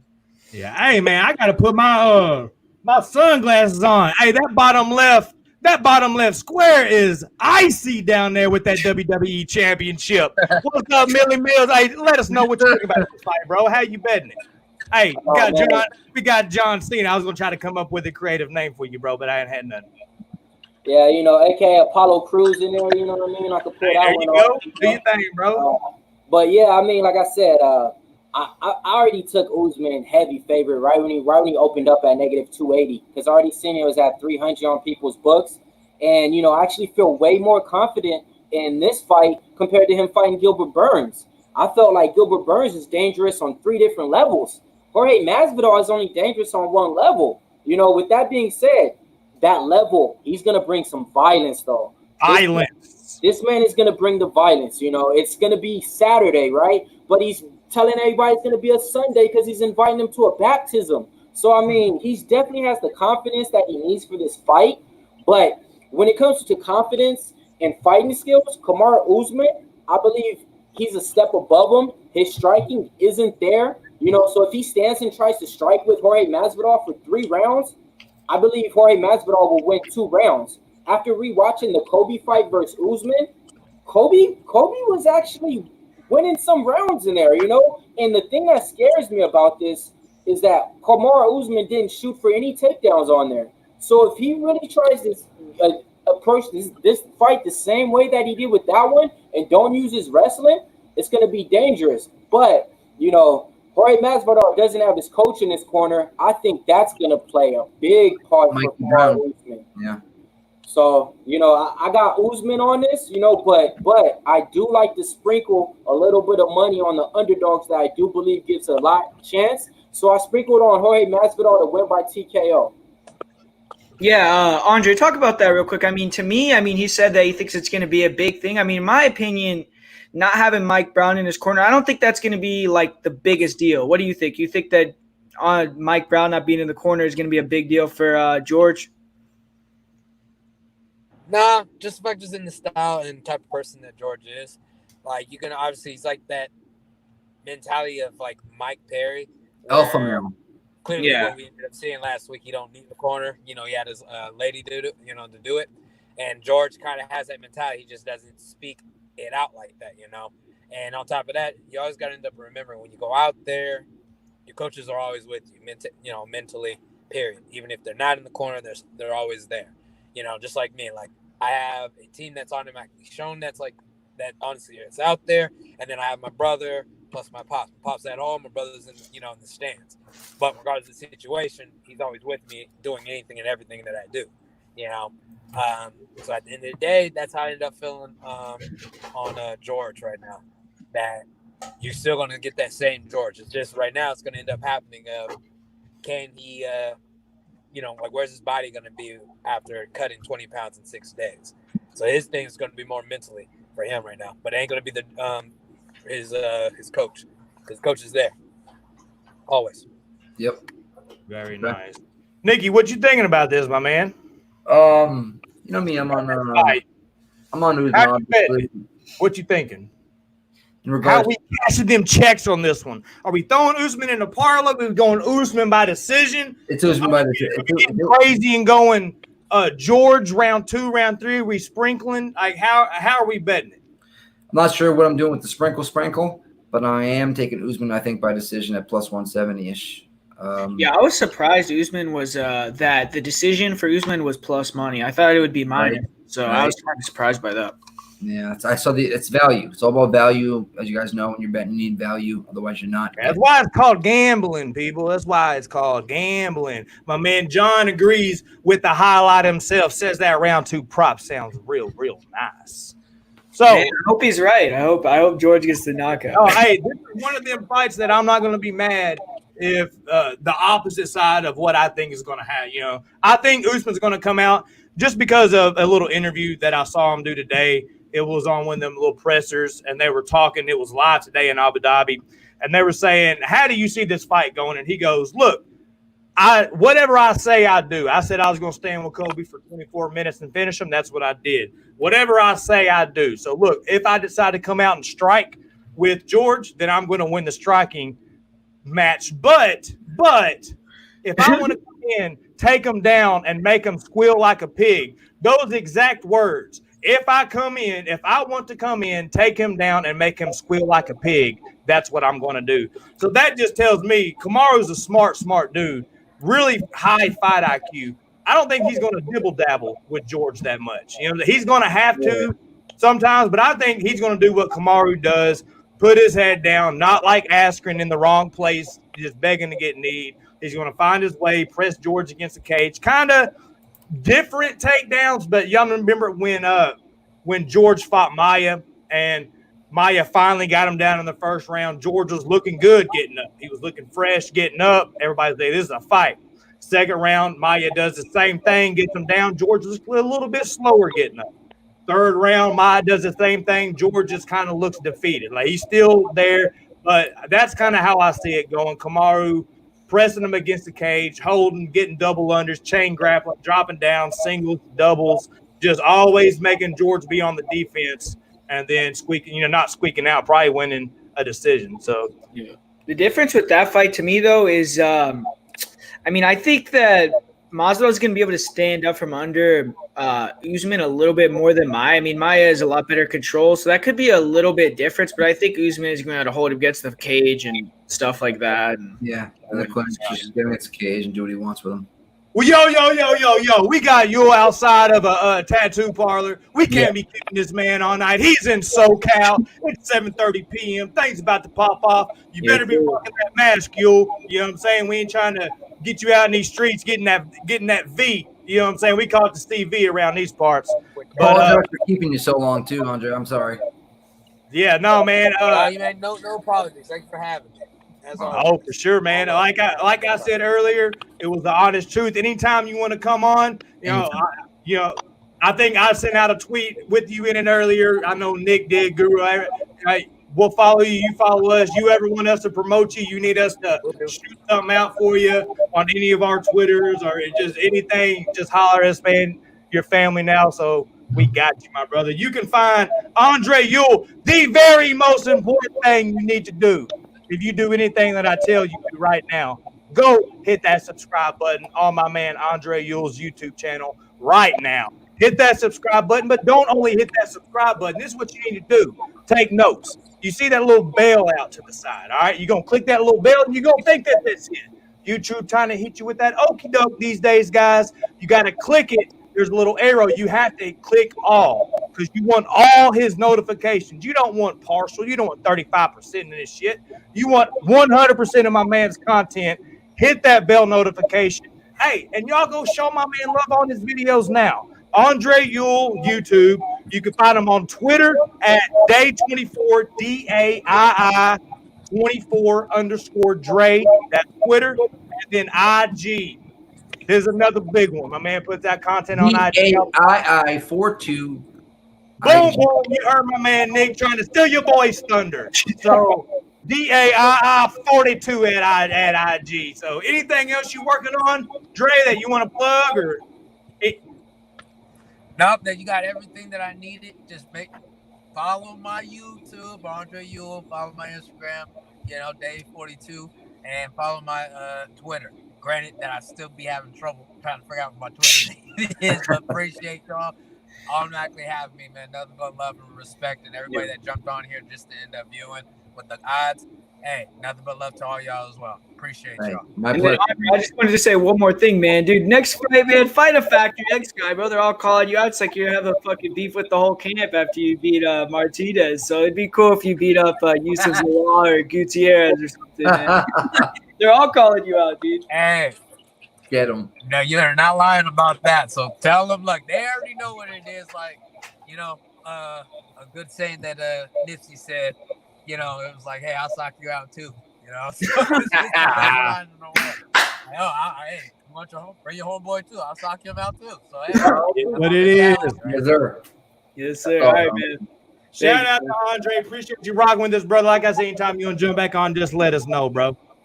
The real all people's right, we'll do. champ. All right, peace to y'all. Yes, sir. Peace out. Yeah, All right, Rock. Hey, we'll see you, Rock. The Rock. Nothing but love. All right, peace. Later. Highlight eyebrow. Peace, brother. That was awesome. And shout out to Andre. Y'all for real go flood my man's YouTube, working hard. All of us that put content out on YouTube know it is a priority to make sure we can network, help everybody. So y'all go all Odd Squad, go subscribe to Andre. I'm sure he'll be back. Seem like a super knowledgeable guy, fun time. Mad cool, bro. That's the one thing I like about some fighters, and I don't like about some fighters. He comes on and like just kicks it. That's what I like right there. Yep. Hey, we'll take this little quick time real quick. Nikki, hey, how about you shout some people out in the chat, son? How about, can you do that while I use the Oh, bathroom? I can do it. I got Yes, you I on can. it. I got you on I've been it. holding this We got for Andre Alex for an hour. in the chat. We got Alex in the chat. We got spot on picks. Not skinny head, but we got a fat head in there. Oz HQ, the one and only. We got Open Source 76 in there as well. You know, that's just a few right there. Let me scroll up and give some other people love. We got Swerving, we got Skywalker, we got JT MMA, we got Connor, we got the man backflip in the building, we got Chris Bland, Alex Gagnon. I probably totally butchered that name. Hey, we got Scott Mack said, is that Suge Knight down there in the bottom left? Hey, is what it is. So, hey, I don't know if Nick had to go drop a deuce or what. Did I miss what he said, Guru? Oh, I didn't remember what he said, but I want to give a shout out to a couple people real quick. Go ahead, Not on man. the podcast or anything, but you know, shout out to Jordan Levitt, Natan Levy. They're both going to get wins tonight. They're both from Syndicate, but you know, unfortunately, man, I mean, John Wood, he you know, was tested positive for COVID, so they got pulled from the LFA card. But you know, shout out to them. They're going to get wins tonight. They're going to have some glory. So you know, Nathan Levy, he's a beast, bro. yeah, man. I was taking a pee. Come on. What's up, Mills? What you say? Chips and dip right there. Boom. Hey, all right, guys. So Is anybody watching the LFA event right now? Because it's on. Yeah, Yeah, it's on right now. That's why I was saying he was gonna. Natan Levy, he trains at Syndicate. He was gonna be in the main event, and yeah, I mean that was unfortunate. They got pulled, but He got pulled. yeah, that's what I'm saying. Yeah, Natan Levy and Jordan Levitt, they both train at Syndicate, right? So I know him. I mean, I've seen him in the gym and shit. And Natan was the main event. Jordan was on the card. And, you know, unfortunately, you know, John Wood, the coach for Syndicate, got tested positive for COVID. So they both got pulled from the card. So I was just giving them a shout out. You know, I mean, they were going to get the win tonight, you know, in my opinion. So, you know, giving them some glory. You know, they were going to get some glory in LFA. Wow, I didn't know John Wood tested positive. Holy Nah, crap. Levy's the truth, bro. Levy's the truth. I've been following him for like a year and a half now. Israel cat, I want to say. He's the truth, bro. He should be up next. Yeah, man. very nice. Yeah. I saw Bleed said that Boston Salmon got knocked out with an illegal knee, Jimmy, but I didn't see it yet though or anything. Oh, shoot. Yeah, Jimmy's saying that Boston Salmon got knocked out with an illegal knee. What's up, Just 2 cents? Hey, everybody that came, I made 100. I think it was like 58 or something like that live on a Friday night. Oh, boys, we ain't over. We only halfway through it, but we about to roll through this a little faster. So let's just go ahead and start it back up. We got to open up the fight card. We have Martin Day versus Davey Grant. Nikki, how these odds looking on this? Right now, we're getting Day at exactly. Oh, wrong card, sorry. David Grant plus 145, minus 155 for Martin Day, and that's best case scenario. Nice. Guru, what's your thoughts on this, my man? I mean, I think it's a competitive fight. I mean, I don't know if the line is warranted on Day being that big of a favorite. I know Day is like he's like an odds guy, right? He's gonna maybe come on here one day or something like that. So hopefully he continues to get some wins, things like that. I think he's gonna win this fight. Just from watching his last fight with Ping Wan Lu, I actually feel like he did do enough to get the win there. He lost the decision, but his striking is really good. I mean, he obviously has flashy striking, a lot of kicks, fast hands, decent boxing. And, the problem with him is the grappling realm where, he kind of struggles with, the submission defense once he's on the ground. His jiu-jitsu isn't elite. But I will say, in his last fight, he did show a lot of improvements with his takedown defense against the cage. His base was wider. He was, pushing the head down when they were going for takedowns, had a decent whizzer. And he had a couple takedowns himself. He had some clinch takedowns in that fight and, showed some improvement with his grappling. So, he is improving. He's the younger guy here, and I think he has the higher ceiling. So due to that, I am going to pick him here. But, I think it's kind of a coin flip fight. I think David Grant, he has the experience. He's beaten some decent guys, and he has the grappling advantage. So, it's going to be a real test for Martin Day's grappling here. And if he can pass this test, it will be, a big win for him because he's a younger guy. He's a prospect, and I think that he has a fun style. So if he can get a couple wins, maybe he could be, put in with the higher level guy and, have some marquee fights. So I'm going to go with Day, but not super confident in the pick. I mean, David Grant's been subbed out in his last 2 losses in his last 3 fights. Yeah, David Grant, in all of his losses, he's been submitted. Every single loss. So, like, his path to victory here is by submission, but I just feel like Day can stuff those takedowns if that's what it's going to take for David Grant to get those submissions and piece them up on the feet. But, like you said, the line, Guru, it's not warranted. It should be close. It should be like minus 135 for, in my opinion, for Day. And we're at I agree. 20 cents higher, right? Yeah. Yeah.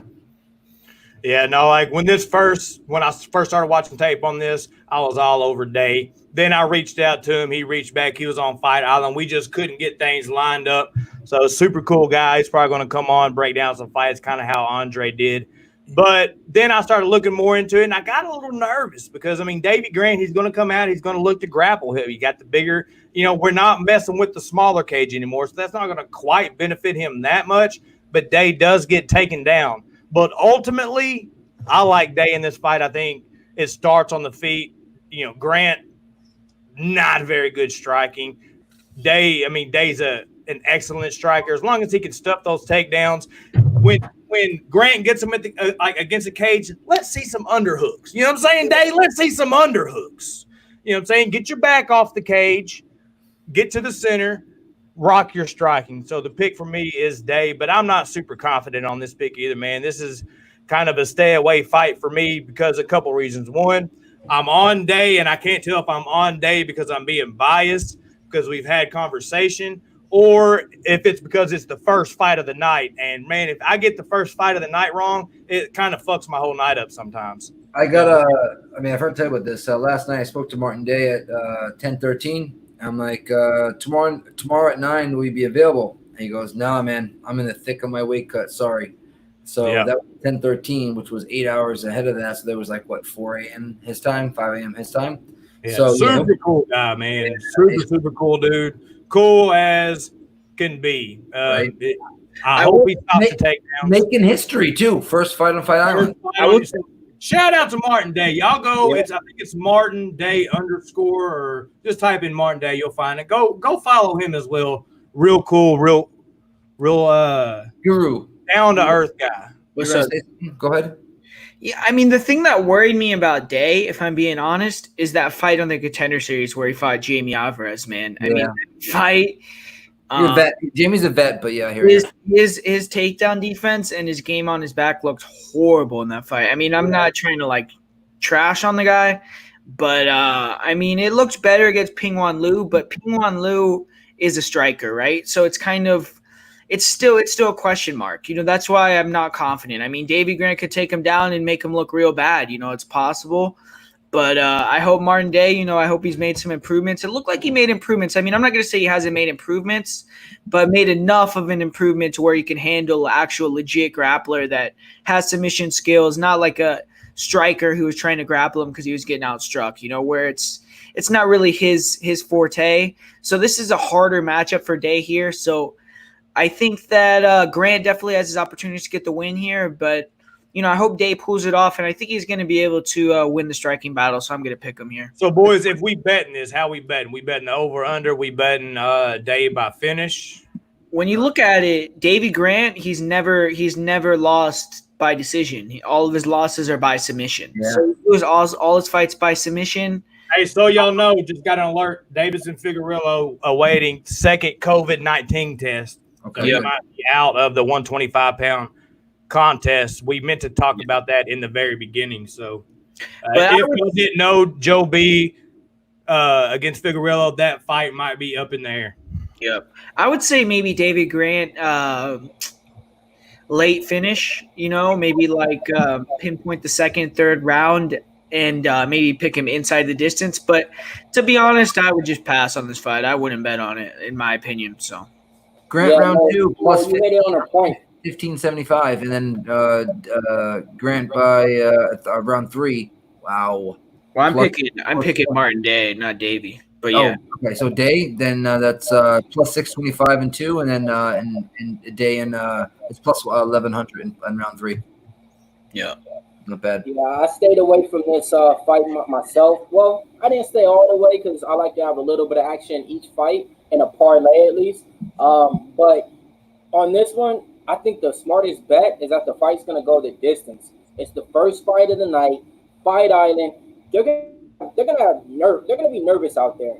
I don't think that this one is going to be a finish within the distance. So, like if you guys are looking to bet this fight on anything, I would probably bet that the fight's going to go the distance on this one.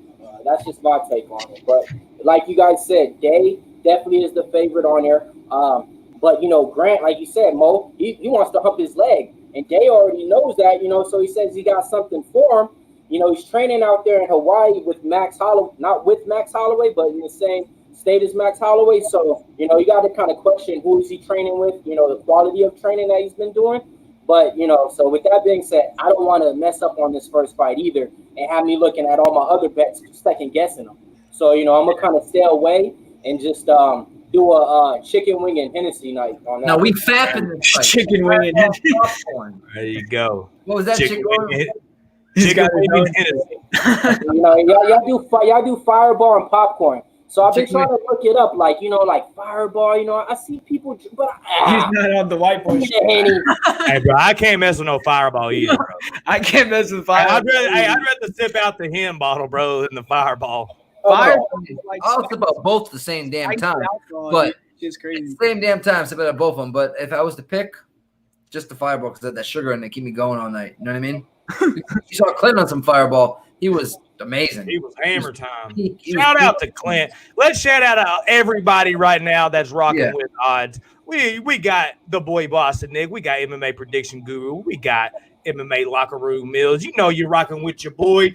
On them ponies. We got Jimmy the Bag. Some people like to call him the Leonardo of this whole odd squad that we got going. Shout out to the leader, Jimmy the Bag, Leonardo. I'm Raphael Faux Show because I'm the second baddest motherfucker here. But you know what I'm saying? Hey, I think Guru's Donatello.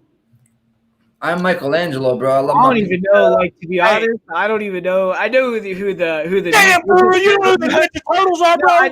I know who they are. You took him out. You don't know the Ninja Turtles, bro? Nah. You don't belong in this stream, bro. I said I knew him, but I don't know the character. Like, what is Don? I don't know what they do. Donatello is the purple one. Donatello is the smart one who breaks down everything, who invents stuff. You know what I mean? So that's a big shout out right there. You're the man, in other words. All right, fuck it. I'm definitely Michelangelo, dude. If we went on, that's probably true. But if we were rolling on the ground, I think I would get Mo, dude. I think I would get him. Oh, Not me, bro. No, hey, I'm gonna stand up. Bro, Bro. you even said it before. You think I would tap you? Oh no, I didn't. I said, I don't. I said, Nah, bro, you said it. You said no. Hey, so you don't remember that argument we had where I said no purple belts ever tapped me? You said no purple belt ever tapped you, but you said if we roll, I mean, we're gonna get into it. You're a ninja. I'll give it to you, but I'm gonna stand up and hit you with this. I know. I'm just kidding. I'm gonna bounce my pecs on your head. Nah. Huh? Nah, I'm about that. gonna motorboat you with my lemon squeezies. And then- hey, what are we talking? Let's get to this next fight. We're talking about lemon squeezies. Next up, we got Vanessa Melo versus Carol Rosa. so this is called content, by the way. Right. Content. For the people that want to know how to do content, this is how you do It's it. just something we do. It's just I something we know do. you're watching. Hey, this is how fanboys like to do content. Want to thank each and every one of y'all for rocking with us out there. Odds HQ, no space in between. Go there right now. Hit the subscribe button. If you're watching the replay, you don't want to miss anything live because this is when the hotness comes. You never know what's going to be edited out of this. You know what I'm saying? This is the hotness. This is the Friday night. So we got Vanessa Melo versus Carol Rosa. Nikki, drop me those odds, please, sir. Right now, we're gonna get Rosa because I had all these props out. 1 second, I apologize, sir. Rosa's at minus 250, and we got Vanessa coming back at plus 230, which is ridiculous. They both suck, so I don't know how you have Rosa that hard of a favorite. Now we have what? Melo coming in 5 pounds heavy, correct? Yep, Melo did that fuck the weight cut game plan. I got 2 losses. He did the Hennen Brow. Remember Andre Ewell said he took all the opportunity, and so Vanessa Melo said, "I'm gonna come in 150 pounds." I don't know what you mean. Andre, you'll still beat him. You'll still beat his ass. I do made him pay for making him see him at the buffet. Like I'm gonna whoop that. Wait a minute, like this in the weight and on the like you came in over. I remember that. So, yep. Shout out to you. But go ahead, Guru. Yeah, good about this, bro. I mean, I disagree. I think Rosa isn't terrible. I don't think she sucks at all. I'm with you, Guru. Rosa, she has a lot of volume, man. I mean, she throws a lot of strikes. I mean, I think in her debut, she had like 12 strikes a minute landed, which is like crazy amount of volume. And I mean, she was fighting a girl that wasn't that good, and she got hit a lot. So that's what I'm nervous about in this fight, because I mean, it could just be them sitting in the pocket and like trading punches.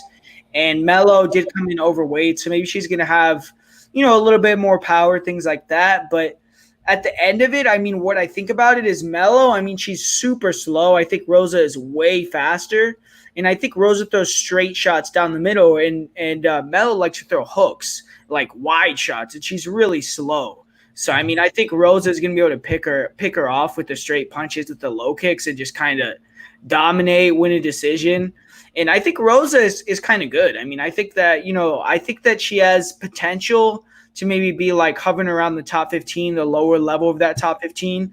Yeah, she's durable. She trains with Jessica Andrade. I mean, she's kind of like that type of girl where she comes forward, throws a lot of volume, hits hard, tries to knock you out, and takes punches, eats punches with her face, and can eat shots. But yeah, I mean, I just think she's a lot better than Vanessa Melo. So I mean, I think I'm with you, Guru. Like I think skill wise, she's just a lot better. I think her volume, she puts up tons and tons of volume. If you're playing DraftKings, I think she's like 9,200 on DraftKings.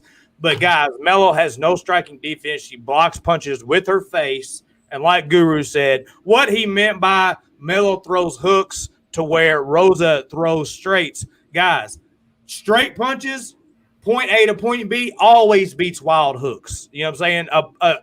A straight down the middle is going to beat a big wild hook all day. Sure. Yeah. And that's what Melo throws is big looping wild hooks. And Rosa likes to keep her range. And what I like about Rosa, she throws a leg kick either before her combos or right after her combos. She's always either starting or ending with leg kicks. And Melo's the perfect opponent for somebody that throws a whole bunch of volume, but it's tough. Especially for DraftKings, I think Rosa's going to score big. And with her being like in the same bracket as the Yawns, all around those big people, I think she'll be very low owned. And I think she's going to score good. but I got Rosa by decision just I because. just don't like the line. I mean, I think Rosa beats her all day long. I just don't like the line. Yeah, I agree with you, though. Mo. She's gonna score a lot of points on DraftKings, though. I mean, in the first fight, when she fought Percepio or Perpecia or whatever that girl's name was, Capio or she something had like 150 DraftKings points in that fight. Yeah, and it was very unexpected. And Melo is a punching bag, like you said, like I said. So I mean, I think she's gonna get a lot of DraftKings points. She's probably gonna win someone $1 million. I mean, we even whether Bostic thinks she sucks or not. Everybody's thinking Rosa by decision. She's minus 120 to win by decision. So. Yeah, I disagree, Skywalker, man. I think that you should put Rosa in some of your lineups, man. But that's just my opinion. So, yeah, what you think about this Miller Mills? Yeah, so I bet Rosa. I bet her in all my parlays. I didn't do no straight money with her. I got her in about 4 of my parlays. Picked her up at negative 200. Right now, she's roughly around 220, 230 on some books.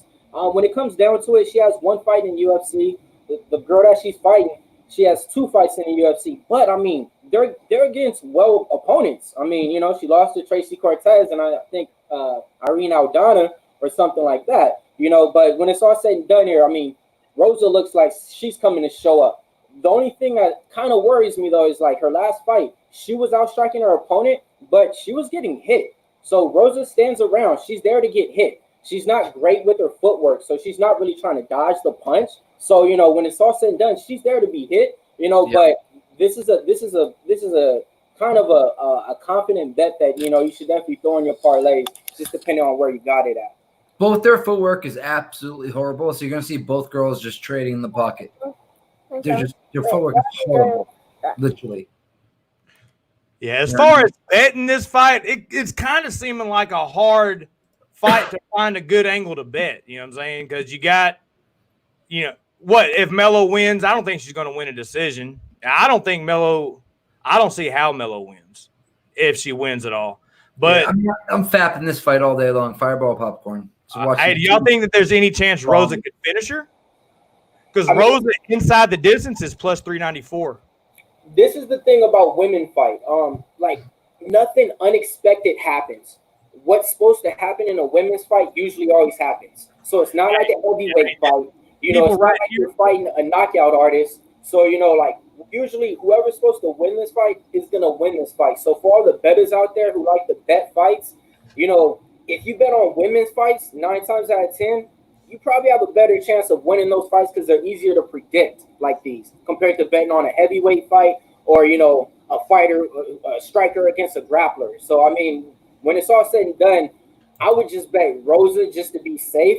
I wouldn't really go inside the distance or by decision. You know, I would just throw her in there just straight as a parlay if you were going to bet this fight. For them people that think that Melo, I don't think Melo has a chance. But for you, hey, this is called gambling for a reason. We're betting, right, guys? So if you're on Melo, all the time we're all on one side, and sometimes shit just happens. But we got Melo here by TKO KO at plus 1205. So if you think Melo can get the knockout, just so you know, you can lock that jank in right now for plus 1200.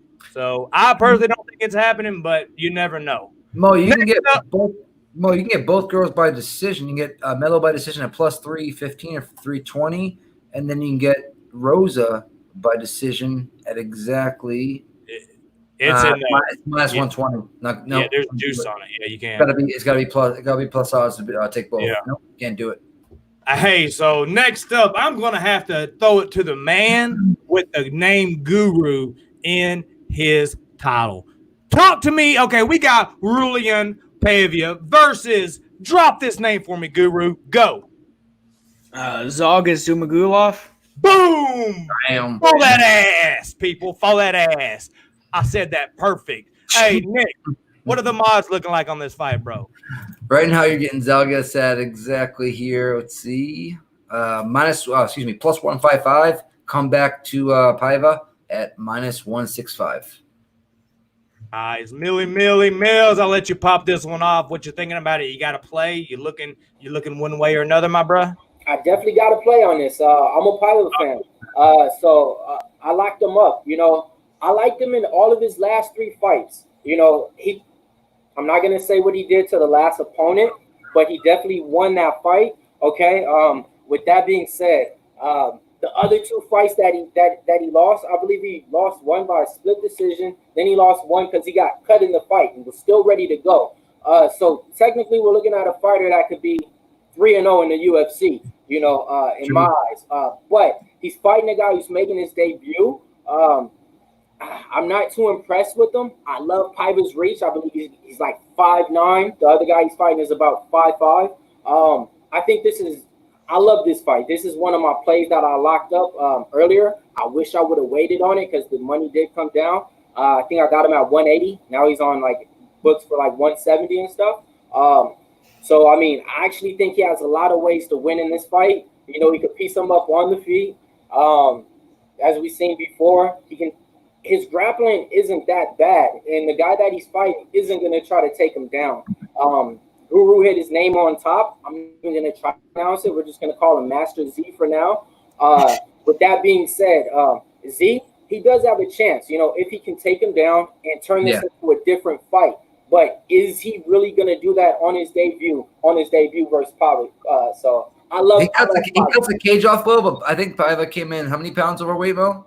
Oh, like 5, like so 129. He's gonna be so much bigger than Zhalgas. And real quick, I also have a quick shout out to where is he? Right here, Ramon Scott. What's up, brother? Haven't seen you in a while, man. But yeah, I agree with that. The 5 pound. I mean, he's gonna be probably, I would say, about a good close to 15 pounds heavier than Zhalgas or Master Z will say. One thing about the weight though, Nick, he didn't look bad. He looked good. You know, like he still looked good. So you know that's who Paiva, right? Yeah, that's why he didn't try to cut weight. I mean, he was 5-6 pounds overweight. He knew he wasn't gonna make it, so he didn't suck himself out. And that's what these guys that come in overweight in 2019. It was over a 75 or 70% clip. I have to look back at my stats that they won, guys that came in overweight. So if they're coming in overweight, I mean, 2020 wasn't the best for that. It's like 60-40, but I think right now, especially with this matchup, Paiva coming that heavy is going to definitely benefit Paiva. That switched my pick. I was on a Master Z a little bit here at plus 165, but now I'm staying off the fight completely. Yeah, I'll go ahead and go real quick. I'm the same way. I was on Master Z at first. Then after watching some tape, I mean, Paiva is a beast. You know, Master Z, shorter, throws big bombs. He has a gas tank for days, has gone 5 rounds several times, has beat 3 beasts in M1. I think it was M1. Guru, who is it? Ali Bagatinov. He beat, who were the other 2? Tiger off or whatever his name was. But I thought you thought he won those fights. Did you think he actually won? I mean, he came away with the W. I thought he lost when he fought that Tiger Olbanak or whatever his name was. Yeah, I can't remember dude's name, but then also who's the cat that just fought? Ali Bagatinov. I thought he lost that fight. Even when he fought Tyson Nam, that fight. I thought he lost that fight too. Nam. No, he did not. I watched that fight. I'm telling you, that fight was close, man. It was close, very close. But you could, like, you're Guru, you're right. It could have went either way. But yeah. I give it to Master Z there. See, that's why I love to hear you guys' thoughts now. You know that you guys were thinking Z. Now you guys kind of changed over to the guy that I bet on. You know, so as a better, you know, you're like, okay, cool, I love that. You know, so everything's sounding good to my ears so far. Yeah, I mean, Paiva is real long and lanky, Guru. I mean, do you think that Master Z will be able to do that? Nah, I mean, I got a bet on Paiva. I bet on Paiva earlier in the week also, and man, I mean, I just wasn't that impressed with Zhalgas when I watched his tape. I mean, he's basic, man. I mean, his striking is very basic. He throws these wide hooks, these like bolo type punches. He has a good double leg, but I mean, he can get taken down. I mean, Ali was taking him down a lot. Ali Bagatinov, but it was getting back up. He was getting back up, but I mean, he was getting taken down a lot. I mean, he gets taken down in a lot of fights, and he gets hit a lot. I mean, I just think Paiva is better everywhere. I think Paiva, his grappling is pretty dynamic. I mean, he has good sweeps, good submissions. His striking, he's going to be way bigger. I think Zhalgas can make 115. I think Zhalgas can be a strawweight. I really do. I mean, he's not that big. And Paiva, I mean, you guys are saying he came overweight, like you said. He's one of the biggest 125ers on the roster. Yes. Huge, Yes. he's tall, he's rangy.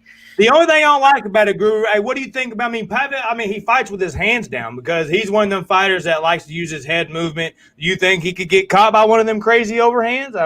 Nah, it's 125. Reach and stand away. It's featherweight or it's flyweight. You know what I mean? Like if you look, if you look at like the last, all of his fights go to decision for his August. You know, it's not like they have that one punch power. I think Paiva hits a lot harder. So it's like there's a lot more room for error in those like little divisions. You know, you can get Paiva right now by decision plus 130. Is that how you see it going? I think he could win a decision, and I think he could finish him too. But I picked Paiva. I think I put a bet on him at minus 170, just straight line. Now he's a little bit higher now, I think. But yeah. So I just bet him straight. No, he's lower. Well, some books. I know you're right around there. But yeah, I think he's around 165 on some, but I like I said, I think I got him at like 170 or 180. I think it could be like a competitive decision. I don't think Zhalgas is like a bum. Like I'm not trying to say that, but I think he's like a basic guy. Like I don't think he's gonna beat Paiva. I think Paiva is pretty good. Yeah, I have Paiva here too. After the weigh-ins, I think I'm swaying. I'm gonna stay away. Probably. Who knows? We might live bet it because we get in the motion, so we might live bet it. But right now, this is a fapping one for me. Sitting back and relaxing, fireball popcorn. I think I'm leaning a little bit towards Paiva now, just because that missing weight, long, lanky.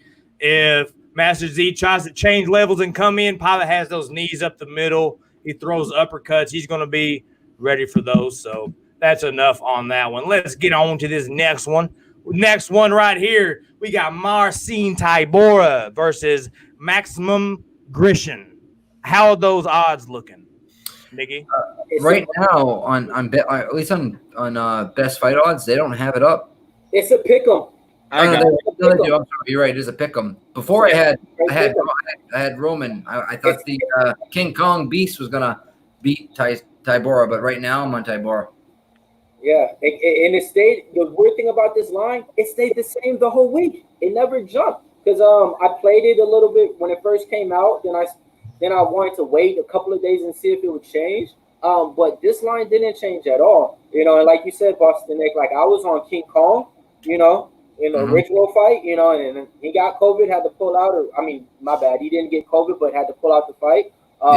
And so the replacement, I was like, okay. After that, I started kind of looking at it like he's a PFL fighter. He's nothing to talk about, but neither is Tybura, to be honest. But Tybura is probably going to weigh in about Max weighed in what he was going to weigh in at fight time. He didn't have to cut weight.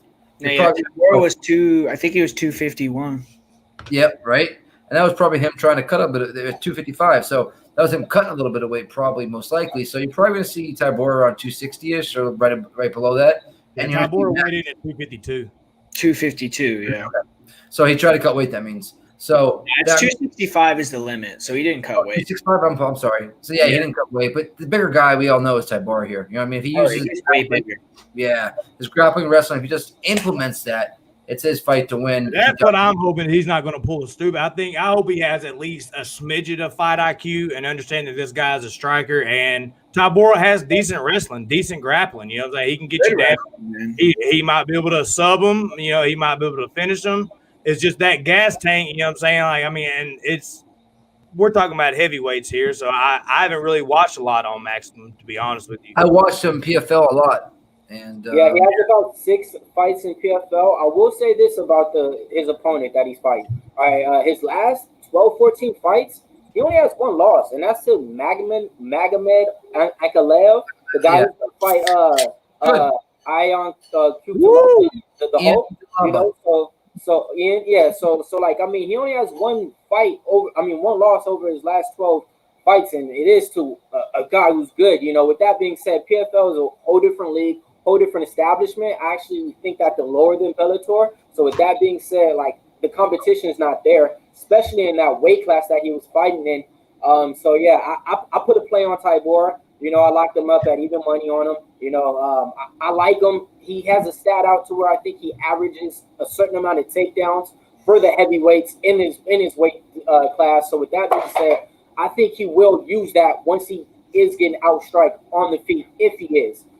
So yeah, it wasn't a too confident play, but with that being said, it was a good value play that you could get for even money on a player and a pick that you think should definitely win the fight. Yeah, I'm not mad at Tybura by submission, man. I'm not mad at that. I might have to take a stab on that. That sounds like Maurice Green. Yeah.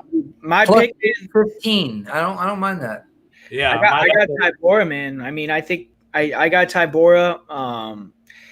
I mean, he's a black belt in jiu-jitsu, and he has some good double legs. I mean, his double leg is pretty fast for a heavyweight, man. I mean, he shoots actual takedowns, where a lot of heavyweights, they get a lot of takedowns in the clinch, things like that. Like Tybura, he's athletic for his size, man. I mean, he's an athletic guy. And when you look at Maxime Grisham, I mean, he's a low volume guy, so I'm not really worried about the cardio too much with Tybura in this fight, because Maxime doesn't really push a pace. He's low volume, he's a pot shotter, and he has that one punch power, which you have to be careful with at 205.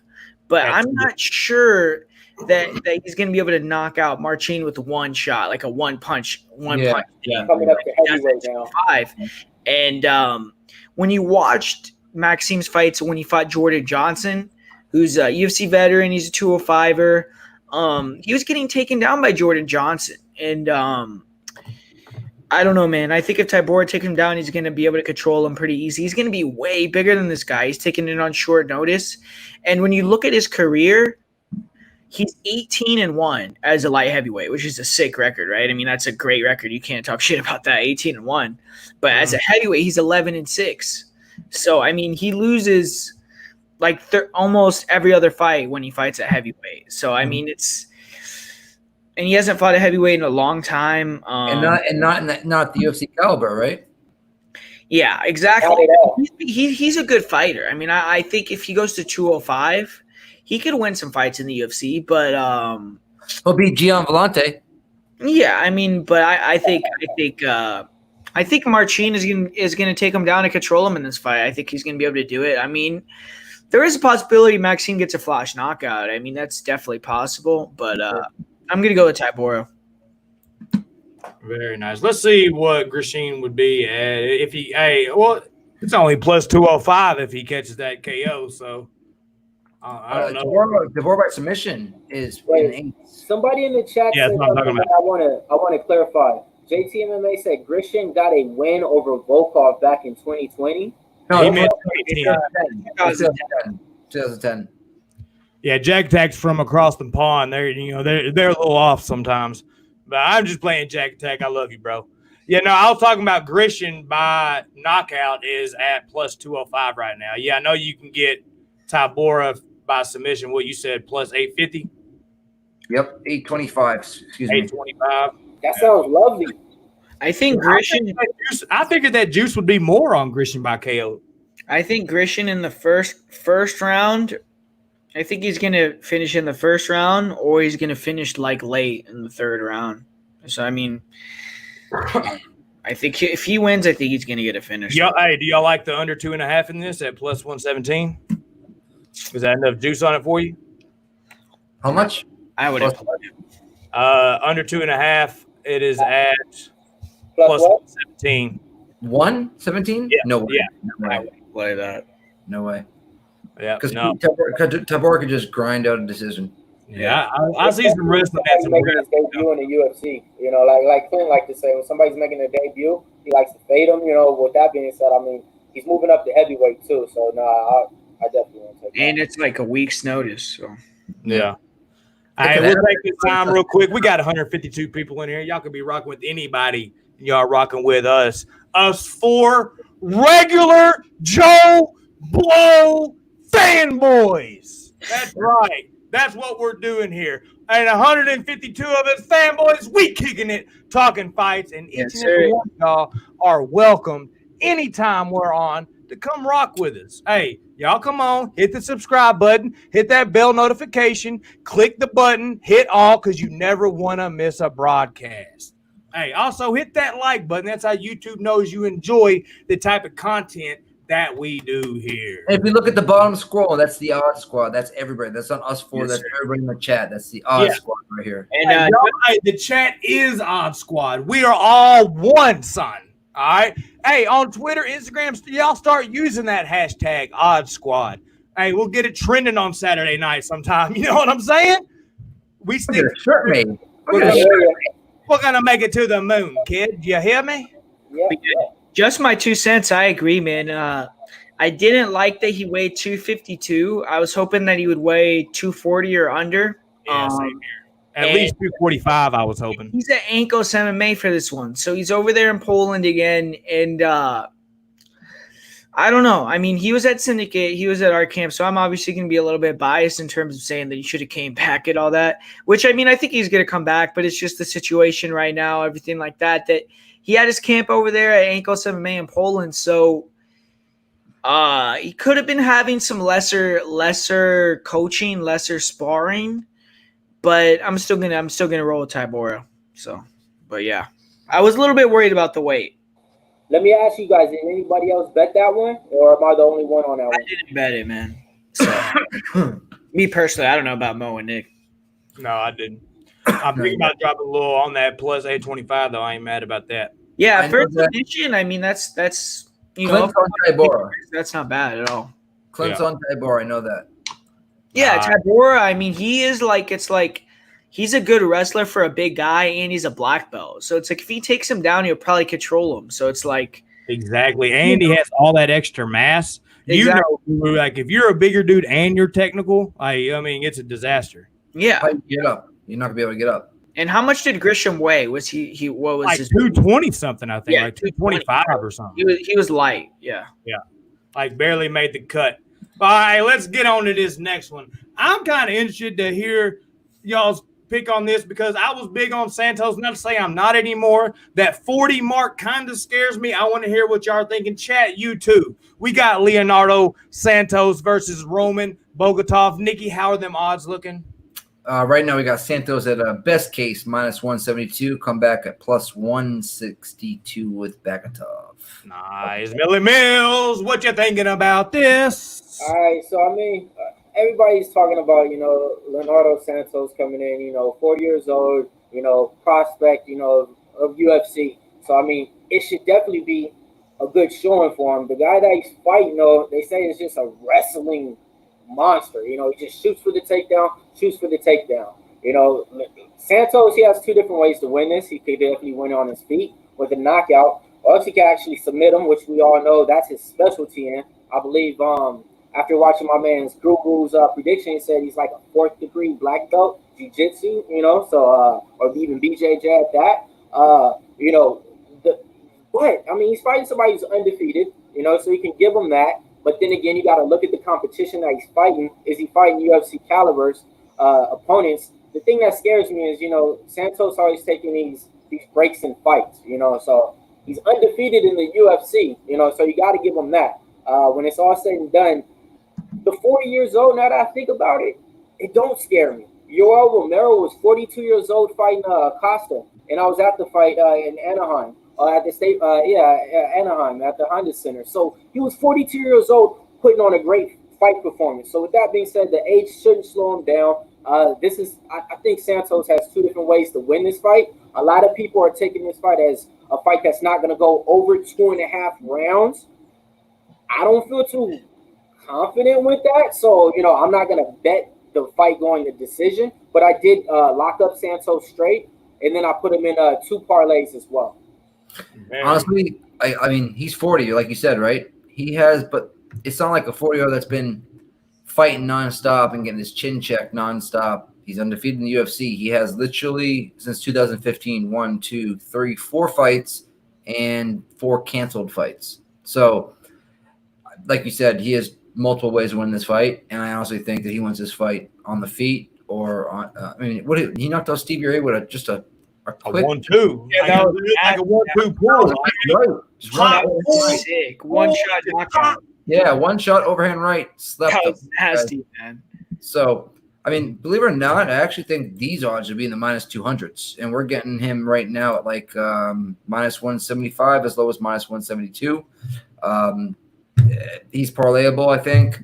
He could poop in your apple pie, or I should say Roman could poop in your apple pie. He's a strong wrestler, but does he really want to be on the ground with Santos? You know what I mean? So, and I know for a fact from the tape I watched that Santos is a better striker. So, yeah, I'm on Santos here. I couldn't find a way to get on Roman at all. Trust me, I'm looking for a dog here, and somewhere in this card is very, very favorite heavy in my opinion, especially the main card. So I think that 2 dogs max cash this week. Yeah, and I think those 2 guys that we're talking about is probably going to be in the main event more than likely. Just to mention though, 2 opponents that Santos did beat. I mean, he beat Kevin Lee back in the day, and he did beat I think Anthony Rocco Martin. So I mean, he's unpolished Lee, and I won't say Martin, but when it starts being done, he has decent names under there. So for him to come out and fighting somebody that's making their debut, do you guys think the UFC is disrespecting him? Santos? Yeah, by I think they might be trying to see his potential, what he's got in the UFC, in my opinion. I mean, I think, didn't Bekatov take this someone on short notice? When did he get the fight? Sure. It was probably put together within a month. You know what I mean? I can't see them camping for each other for 2 months. So I think it was a fight that was kind of put together. Santos was ready. So was Bogatov. And I just think it's a bad matchup for Bogatov. I mean, he's not going to outstrike. In my opinion, I don't think he's going to outstrike Santos. And if he tries to take him down, he's in dangerous waters right there. Very nice. Guru, what you thinking, bro? Yeah, I mean, I agree. I kind of don't think there's a lot of places to hide for Bogatov in this fight. He kind of reminds me of Bartosz Fabinski. I mean, that's the guy that he reminds me of. He's a striker that, just kind of uses crazy attacks, flying knees, spinning shots, straight punches, hooks to kind of close the distance, get in the clinch, take you down. I mean, he's not trying to do anything on the ground or on the feet, excuse me. And, man, I mean, I think Leo Santos is a beast, man. I mean, his striking is really good. I mean, his pool counters are nasty. His 1-2 is nasty. And his ground game is elite. So it's like there's not a lot of places to hide for Bogatov in this fight. I think Bogatov, if he takes him down, I think Santos will be able to sweep him, take his back, something like that, submit him. If it's on the feet, I think Santos probably could knock him out. The only way I could see Bogatov winning this fight is if he can just hold him against the cage. If he can just hold him against the cage, control him, make it a super boring fight, and Santos looks 40 overnight or something, maybe he'll get the win. But other than that, I definitely think that Leo is just better everywhere, and I think Leo's dangerous. I mean, Leo to me is a top 15 guy, so I think he should get the win here. Nice. So looking at a couple props here, guys. We have Santos wins by TKO KO plus 475.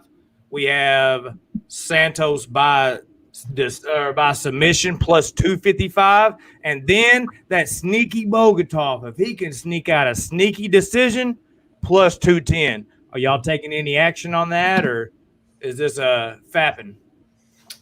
I'm liking Santos here. I'm thinking we'll put him somewhere, maybe in a parlay, just a little bit of action with somebody else. I'm not sure. Maybe Usman. I got to double check what the odds would be, but I know I'll get plus odds. But just got to double check, see what exactly will be, and maybe I'll put a 2-fight parlay together with him. Inside the distance, what is it? Let me see here. Santos inside the distance, real quick for you guys. Inside the distance right now with Santos by submission is 255, so it's going to be lower. Santos wins inside the distance is plus 150. Wait, Mo. Did you say Santos by TKO is like plus 400 or something? 475. Yeah, plus 475. I mean, that's a great prop. Even though, that's a great prop to even just play. Yeah, because he's tall and lanky. He has a nice jab. He knows his range. You have fighters that know their range and don't know their range. Santos is somebody that knows what his reach can do. So just like Guru said, like his pull counter, for the people that don't know, it's he leans just out of the way of a punch, and he knows his reach just enough. He can sit in the pocket, pull, and then counter with a straight down the middle that's a lot longer than his opponent's. Yeah, that's what he did to Stevie Ray. Man, I mean, that knockout was disgusting. So, and Kevin Lee did the same thing. Yeah, it crumbled them. So that plus 4 25 or whatever it was. I'm not too mad at that. Live betting, we'll see how it is live betting, because y'all know how here on the channel we like to live bet. That's what we do around here. But yeah, no, so great breakdown on that one, guys. I think I'm still going Santos. You know, just Bogatov came in, weigh-ins. This is a weigh-in show. I don't know if y'all know this. When they faced off, when they had their little face-off, Roman acted like he was going to go for a single leg. See that? It's like dude gave his game plan away. You know what I'm saying? Like, what you doing, bro? You know what I'm saying? Snap that neck up. High elbow guillotine with that neck if he tries to do And that. I'm asking, I think. Or go ahead. That was my bad. I'm sorry, but no, I gotta mention it just because it's my boy. That reminded me of when my boy Curtis Millender fought Bilal Muhammad in the weigh-ins.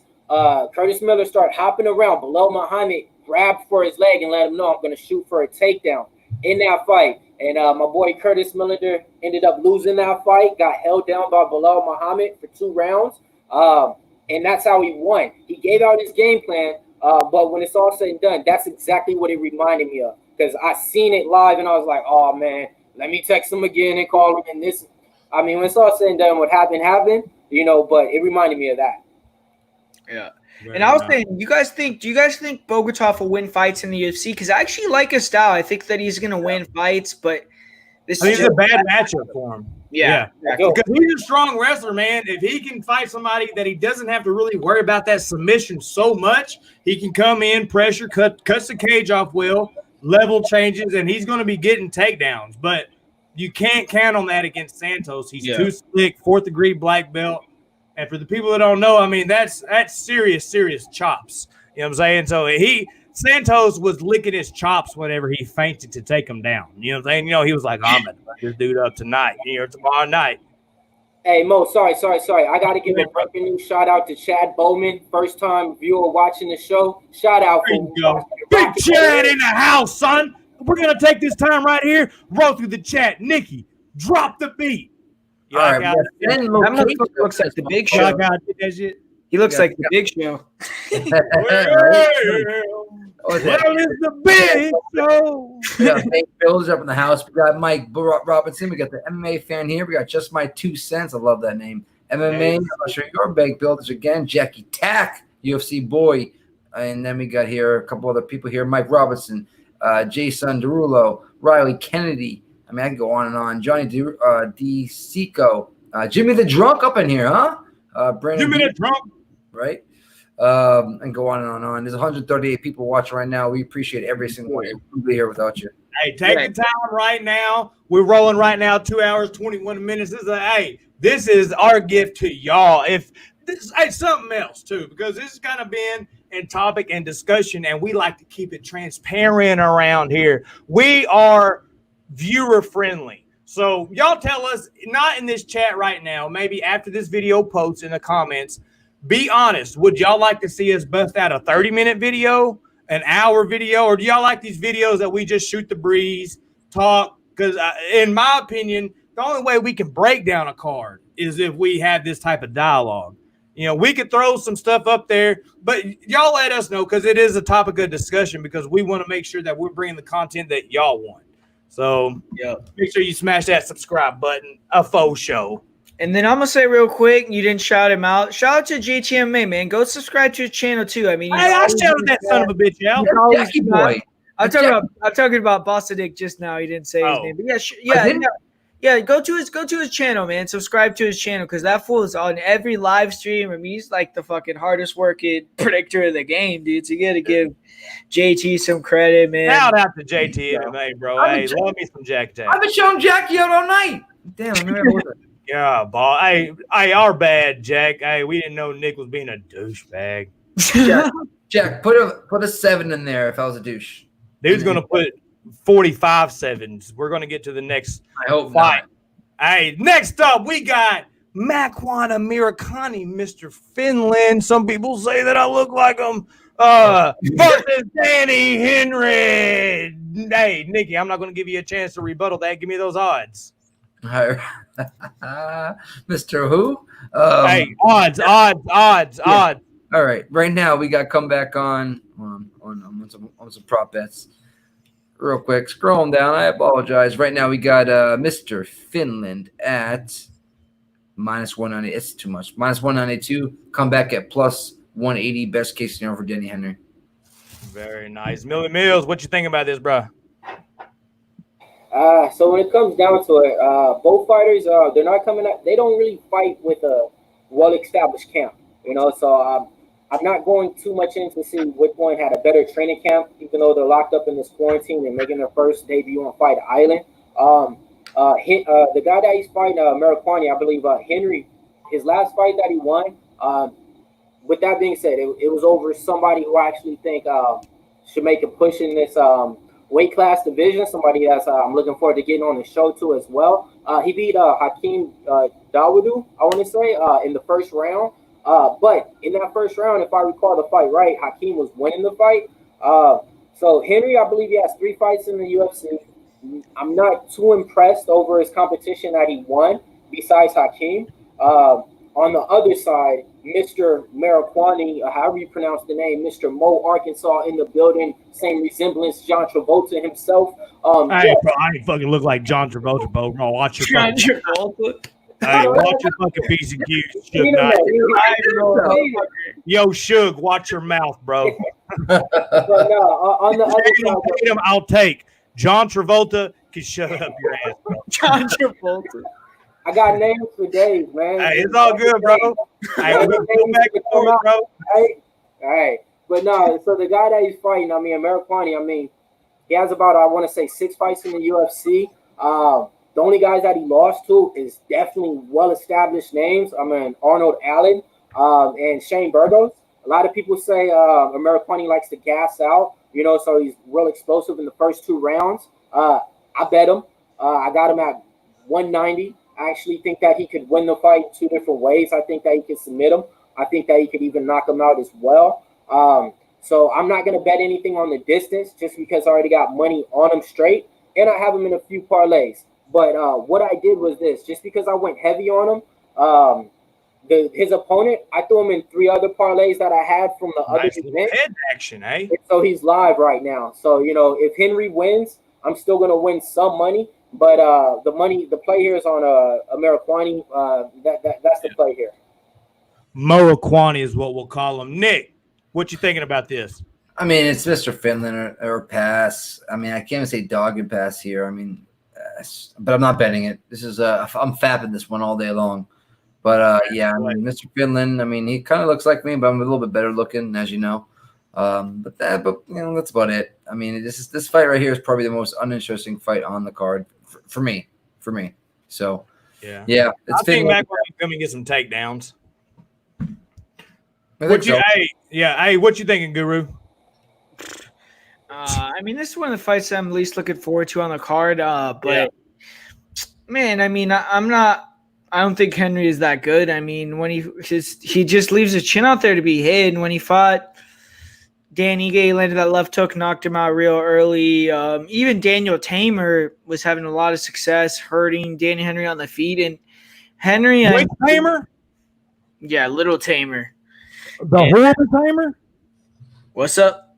Which Tamer are we talking, bro? Danny, the little baby Tamer. Oh shit, the horrible one? Yeah, the one that lost to Chase Hooper. That's a good one. In other words, the one that lost to Chase Hooper dropped Dan Henry like 2 or 3 times. Henry's striking is terrible in my opinion. In terms of technically, but he is a long guy, and he drops some 1-2s in there, things like that. And if it gets long, if it gets to the 3rd round, maybe Henry could finish him, but I don't know. I'm not that impressed with Danny Henry. I think that Bakran is a lot better. He's fought a lot better people. And I heard, someone was telling me, I don't know if this is 100% accurate, so I'm not going to say I'm 100% positive, but someone was saying that the last time that Makwan fought, when he fought Shane Burgos, that he had some sort of illness, sickness, and when he fought in that fight, he was only 7 pounds over what he weighed in at. So he couldn't put on weight. He was sick. And that's why he gassed out real quick, according to the person that I talked to. But, he's had bad cardio in more than one fight. So it's kind of hard to go off of that. But, man, I got to go with Makwan. I don't know. Do y'all think maybe in some kind of scramble? Because this is kind of how I see it going. I see Makwan coming out. I see him attempted takedowns. Right. We know Henry has that nasty high elbow. He has a nice guillotine on him. But do you think Makwan gets him down? Maybe we see some scrambles. Makwan has a nasty rear naked. Do you think y'all think maybe Makwan by decision, or Makwan by submission to get a little bit extra juice? Because from what Henry looks scrappy. If he gets on the ground, he's going to be wanting to create scrambles, right? I could see Makwan's good at taking the back, good at snatching rear naked sometimes. We're just trying to find paths for money here, people. That's a good problem, you know. Let's see. Take a look at it now. Let's go. Because Makwan at minus 192, I want nothing to do with it. Me either. That's just a pass fight to me. I mean, yeah, Makwan by submission's only plus 160. So yeah, it's a stay away for me. Pass. Yeah. Maybe Makwan first round finish. That would probably be like. Let's see. You would play it. Let's see, hey, bro, that's how crazy. Makwan wins round 1 plus 275. There's nothing. Yeah, it's not worth it to do that then. It's nothing. Let's see. Makwan wins by decision is plus 310, but. That's when you look at that would have been more the submission prop. Makwan, I think every single finish that he's had in his whole career is in the first round. So it's a trap. He's going to finish. It'll be in the first round, but I mean the odds aren't that good. So yeah. Let's see. Scott Mack said Henry by. Let's see what Henry by decision is for my man Scott. Plus 410, brother. If you think Henry's going to pick up that decision, you got that plus 410. Thinking Henry can win inside the distance, plus 390. If you think Henry can snatch up that guillotine, that's plus 605. And Henry, I don't see him getting the knockout, but if he does, it's plus 755. Fishgold, he did finish Fishgold in the second round. That's his only finish that was after the first round. So 10 of his finishes are in the first round. Gordon going to be finishing 9 out of 10. 9 out of 10 are in the first round. There you go. I don't think anybody broke down Mr. Finland and Danny Henry like we did. So, let's get the fuck out of this fight. Next up, we got the man that is the master of capoeira versus the master of kung fu, Elizeu Zaleski versus Muslim Salikov. Nikki, drop me those odds. We got to come back. Minus 130, come back at plus 120 on Zaleski. So we got Muslim a favorite. It's switched. Yep. Did a little switch in action because Zaleski was the favorite earlier in the week, correct? Yeah, basically a pick 'em, kind of slight favorite. Yeah. Yeah, Millie Mills, what you think about this one, bro? So on this one, I bet Kung Fu Panda. Picked him up, I want to say, at 115 or 120. He has 4 fights in the UFC. We definitely know we can knock him out with any given punch. His opponent, though, I will give him this. Before he lost to Jing Ling, he was on a fighting streak. He won like 6 or 7 fights in the UFC. Even beat a good guy that I even know well myself. Beat him in the first round in like 2 minutes. Made him tap. But so I mean the company, he's good, you know. So I think right now the value is kind of switching over to him because I mean Kung Fu Panda now is like 140 on books. So I mean if you guys are thinking about betting Ozaki Santo, definitely the value switched over to him. But I played Kung Fu Panda. I feel confident with it. You know, they say, you know, the only way that Ozaki can win is if he gets him down and submits him. But with that being said, he doesn't shoot for takedowns. Doesn't even average over 1.5 takedowns a fight. Can he do it? Of course he can. Is he? I doubt he's just going to implement a new game plan right now. And I mean, so I'm going to kind of sit back and feel confident in my bet here. I'm not going to bet anything on the rounds just because I've said I already got Kung Fu Panda locked up. And I actually think this is going to be an interesting fight, you know, a good fight. I think this is going to be a great fight on the card. Very nice. Guru, what's your thoughts on it, bro? Man, I mean, this is a close fight to me because I feel like, you know, Muslim just hasn't been tested that much. I mean, he beat Staropoli. He beat a couple – I think he has a 3-fight win streak, but, you know, it's not that high of competition. He knocked out Taleb, which I think Taleb is probably his best win. And obviously on the feet, I think that Muslim is going to have a big advantage. Like, he has power in both hands. He's really slick, good spins, good counters, good pot shotting ability, good round winning ability. And Zaleski in his last two fights hasn't looked as good as he has been throughout his whole career. And he's a guy that's been through a lot of wars. So I don't know if that's, eventually going to get to him, and he's, getting a little bit gun shy a little bit, because his fight with Alexei Kunchenko, I actually thought Alexei won that fight. It was very close. I mean, it was like 50-50 fight, but I don't think Elisio's looked very good in that fight. And then even in his fight with Li Jingliang in China, he got knocked out in that fight. That was one of his worst performances in the UFC. So he's kind of been on a downward trajectory, where I feel like Muslim, he's on a win streak.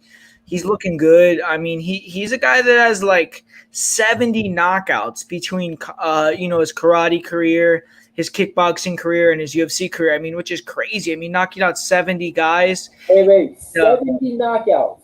Yeah, I mean, that's insane. Just wait. Just even have 70 fights is one thing. To have 70 knockouts is way beyond crazy. Like, yeah, it's crazy because he's probably fighting bums for half of them. But still, regardless, I mean, to get that many knockouts, I mean, that's experience either way. And I feel like Salikov, when he fought a guy like Zaleski, I think he's gonna have to take him down to get the win. And Zaleski is a decent grappler, good jiu-jitsu when he gets it on the map. But he's taking out guys like Curtis Millender when he's taking them down. But Curtis Millender, I mean, let's be honest. I mean, he gets taken down by a gust of wind. I mean, his takedown defense is terrible. His jiu-jitsu is really terrible. I think, like, even when you see Muslim, his wrestling is decent, man. I mean, he took down Laureano Staropoli. He was able to, defend a lot of takedowns against Alex Garcia, who I think is a lot better wrestler than Zaleski. And if it gets to the ground, Zaleski takes his back. What's up? Tilly, Rainey, and Garcia are no longer with the company anymore. Only one guy he's fought. That's true. That's true. But I mean, if Zaleski takes his back, something like that, he will probably submit him. But I think Zalikov is going to get a knockout. I mean, Zaleski comes wide with a lot of his shots. I think Zalikov is a lot more technical. If he gets it to the ground, then he has a chance. But I'm going to go with Muslim. I think Muslim has good enough wrestling to stop the takedowns, and I think his striking is a lot better. So, hey, Mo, do you think that capoeira style is going to work for him? No. To me, quick answer. No, I did see something where he said this is like capoeira versus kung fu. Don't do it, bro. I think don't do it versus kung fu if he wants to win, right? Wrestling versus kung fu if you want to win, bro. You know what I'm saying? You better stick to your wrestling, which I think that there's a chance that he does because he is a lot better wrestler. This is a straight up banger. Hey, Nick, who you got in this one? It's like I said, grab a quarter, flip it. Yeah. I think that's how it is in this one. I mean, yeah, you get the dog at plus 120. So if you're gonna bet it, you probably should bet the dog. But I cannot. I'm saying I'm not even drinking. I'm just gonna watch that fight close. See how either one of those fighters. I don't think Marlon's going to have low volume. He's going to be waiting for that pop shot. You're going to have on the outside. He's going to be fainting a lot. He's going to be trying to change levels, and Salikov just going to be standing there just waiting for that one straight down the middle. I kind of see more Muslim knocking him out. Zaleski doesn't have the best chin. But this is a banger of a fight. Might be a sneaky fight of the night prop. You know what I'm saying? Because these boys are going to make it.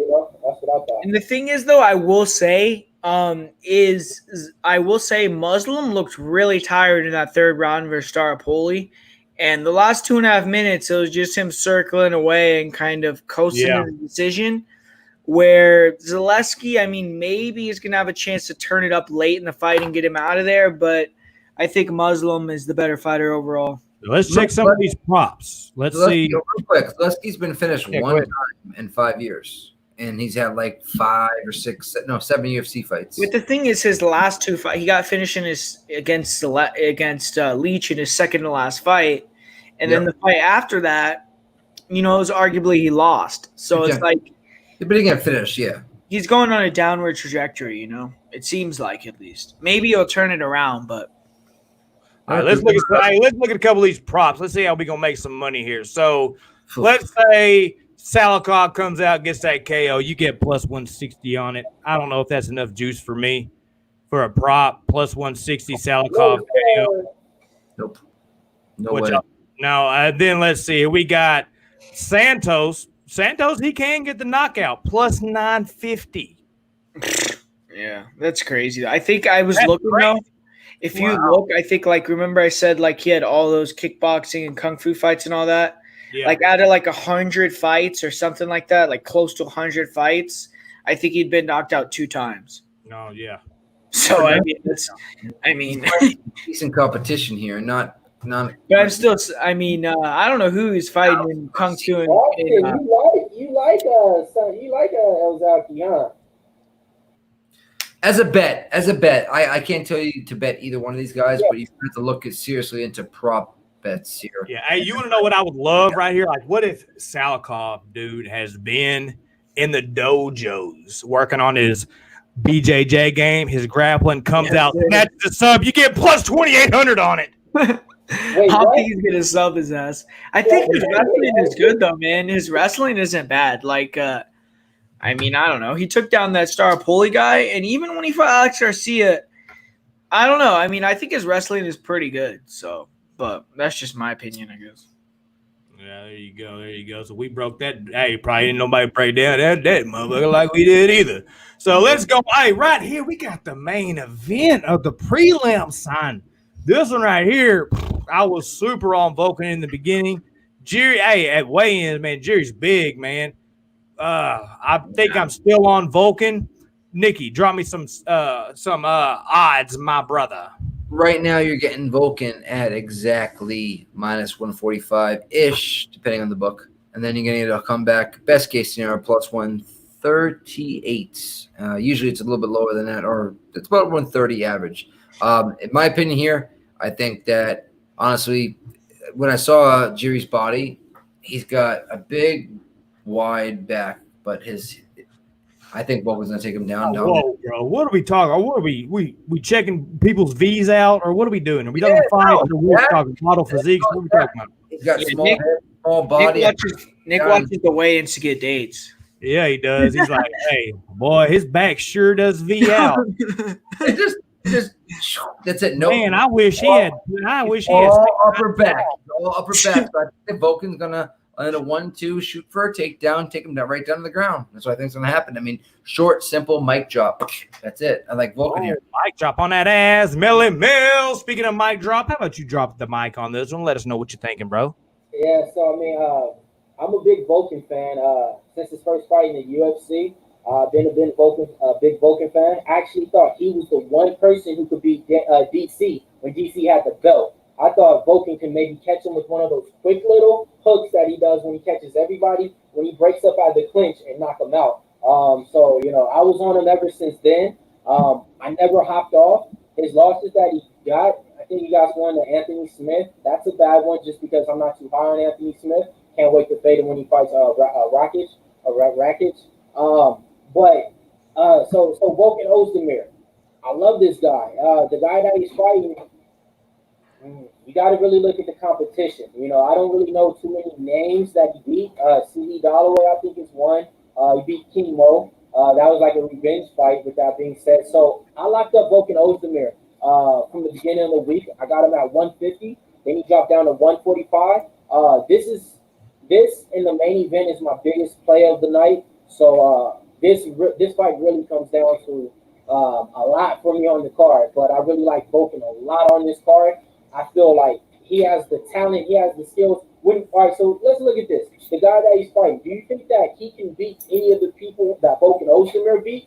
Vulcan Ozdemir beat St. Peru on his first debut on this fight. No, I do not. Him? So, when it's coming down to it, this is the play that I love right here. This is my money value play of the whole card. If you guys are gonna bet something, I love Vulcan Ozdemir on here. Very nice, Guru. What you thinking, bro? Yeah, I agree, man.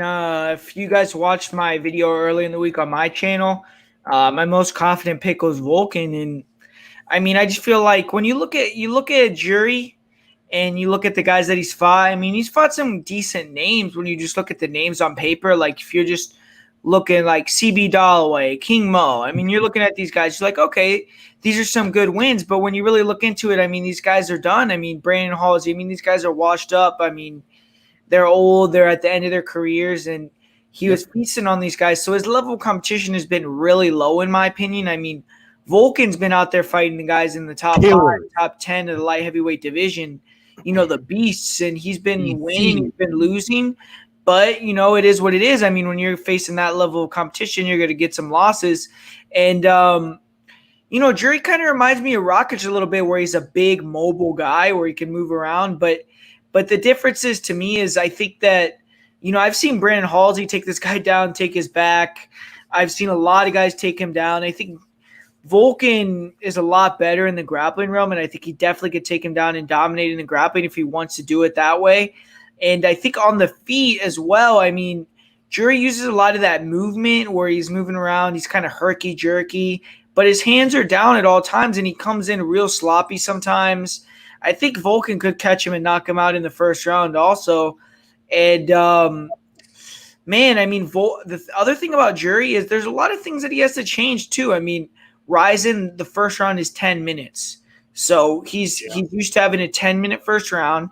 He's been fighting in a ring, not in a cage, where, I mean, that's a big difference. I mean, there's a lot of big differences that Jury has to adjust to in this first fight. I wish they gave Jury like a lower level guy for his debut. Yeah.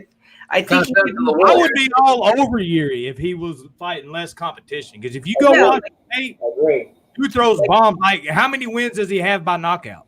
Like 23? I think he has 23 first-round knockouts or something crazy like that. And if you would give him like a Ryan Spann, like he would have knocked him out, right? But you're throwing him to the Sharks, right? You're throwing him to a guy that's probably a top 5 guy that has really nice low kicks, which is something that CB Dalloway really pinpointed in their fight.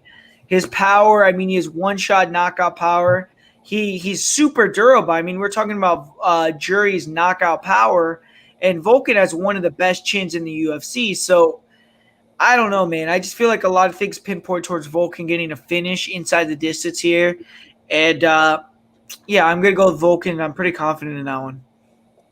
Yeah, I'll go ahead and go real quick, Nikki. I'll let you end it. I'm the same way. I'm on Volkan. If you watch dude at the weigh-ins, just like Nikki said, dude's got a little bitty tiny waist, as Nick said. Didn't you use those exact words? Like little bitty tiny, big upper bodies. Yeah. But I mean, Volkan has fought the who's who. You know what I'm saying? And I think with his style, he can come in. He has the better grappling chops. He can come in, clinch, press against the cage. And we all know Volkan might, if he's good anywhere, it's in the clinch with those close little hooks. Like they're not even like dirty boxing. It's not even like clean dirty boxing. He just gets a single tie and goes wham and just punches you, and it doesn't even look real. And he just has real up close power to where not a lot of people got to have range. They got to hit people at the end of their punches. Not Volkan. He has scary, weird power. So I think rather he grapples him against the cage to slow dude down Yuri in the beginning. He's going to, drag him into deep water. I don't know if, a lot of people are thinking that this is going to be, which is probably going to be some kind of crazy slugfest. But a lot of these times when we're like, this fight, there's no way that this goes to a decision, it goes to the decision. I think Volkan puts it right on his ass. I think Volkan's going to finish him in the first round, man. I mean, it could go to decision. That's right. I hope so. It's my opinion. I mean, King Mo knocked this guy out, dude. King Mo is a wrestler. Very true. So, he's not talking about me. He's talking about King Mo Lawal. He's not talking about this King Mo. This King Mo. Yeah. Hey, but let's see, how are we going to make money on this final fight that we're breaking down? How are we going to make money on this card? Nick, are you betting this fight? Are you staying away from it? I'm on Volk all day. There's a chance if inside the distance is good enough, and I'm going to check it right now, or by KO, because it's probably not going to be by submission. Well, maybe, you never know. Let's see. Yeah, you got Uzumir by KO is plus 165. Nah. We I'm gonna got I'll just bet him straight. If it's Yeah. plus 165, I mean he's only minus 150. Man, that's not that. Straight. That That's odds straight. aren't that straight up. big. Yep. Straight. I already put him in. I bet already. I'll give you guys a free bet that I have. I already bet Leo Santos and Vulcan in a parlay. So it was like plus 260. I think right now it's a little bit worse odds, but it's still similar. It's over plus 200. I think that's a good bet. Yeah. My opinion. Bring over plus 200 on a parlay is good. very nice. Well, hey guys, hey, we did it again. But hey, this time I think we went over, and it's not over and beyond. I tried to throw two different fucking things together there. I think I tried to throw some Toy Story Buzz Lightyear. That's true. We went over and beyond. We were better than everyone expected. We were the best of all time on this podcast, right? I mean, this was the best podcast every single person in the chat has ever listened to. I'm pretty sure. I mean, this is almost as good as that Delt that I have right there, boys. You know what I'm saying? Hey, boys, don't get jealous of that Deltoid right there. In case you don't know, that's called a Deltoid. I don't know if that's what it's called, but it just sounded good. Deltoid? Who's Yeah, ever like seen a shirt like that on the podcast that Mo's wearing? Who's ever seen a shirt like that on a podcast before? Hey, man, this shit right here is made of baby steel, guys. Right here. Baby silk. No, baby steel. No fucking sleeve. No sleeve. Hey, no sleeve, son. No sleeves, no given. So Team let's sleeveless give. right there. That's how we roll, son. So a couple things. We're gonna give shout out to the chat. Nikki, you want to roll through that chat one more time? Yeah, let me go up a little bit People here. think, do you take a shot at something, bro? Oh, me? No. Yeah, you had that face. Oh, no, I went. Oh, okay. I thought you took a Yeah. shot. Still 141 people rolling with us. So we got Invincible, was that Summer? Chad Bowman, Invincible Summer again, Jack Attack. You remember I said that, okay? But Swerve. God, JTMMA, not Jack Attack. No, Jack Attack. That's a man. Yeah, right, you're right. That's an JTMMA. insider. That's an insider shit. Yeah. Swervin, Scott Mack, Jake, Anna Mandome, Chad Bowman again. I appreciate you for joining us, Chad. Mark Unkefer, I love that guy. We got Bank Builders up in the house. We got freaking Eric Rosas. We got Scott C again.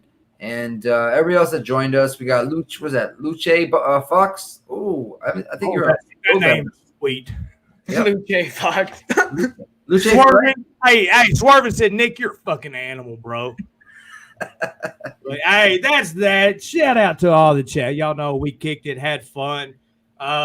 Came, saw, conquered. That's what we do. Y'all know where we're going to be tomorrow. 30 minutes before the card kicks off, we're going to be right here, Odds HQ, doing what we're doing right now, talking the breeze, talking fights, looking up props, live betting, watching fights. You might hear some of my Joe Rogan commentary. You know what I'm saying? You never know what you're going to get. You might get a fighter up in here. You might get one of them journalists, them MMA journalists that Odds HQ has on deck now. That's right. We got to start the lineup, people.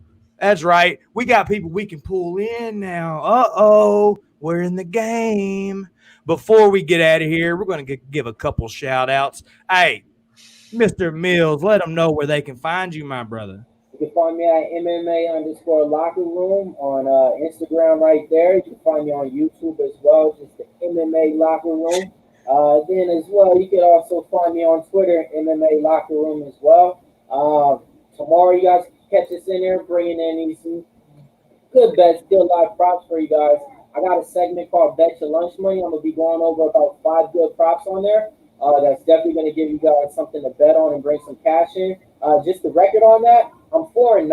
You know, so at the end of the day, the props that are hitting, we're making money on. So you know, you guys definitely want to tune into that. And next week, you guys definitely want to be here next week. Why?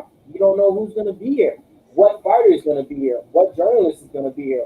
Who knows? You know. So at the end of the day, definitely it was fun rocking with y'all. You know, Mo held it down. Guru held it down on the prediction. Boston Nick, accurate all the time. Everybody in the chat, man, thank you for rocking with us the whole time. You know, 2 hours and something. At the end of the day, we had Andre on for over an hour breaking down the fights for with us. So, you know, definitely went beyond the limits. But, you know, it was fun. And where would you rather be on a Friday night with anybody else talking fights?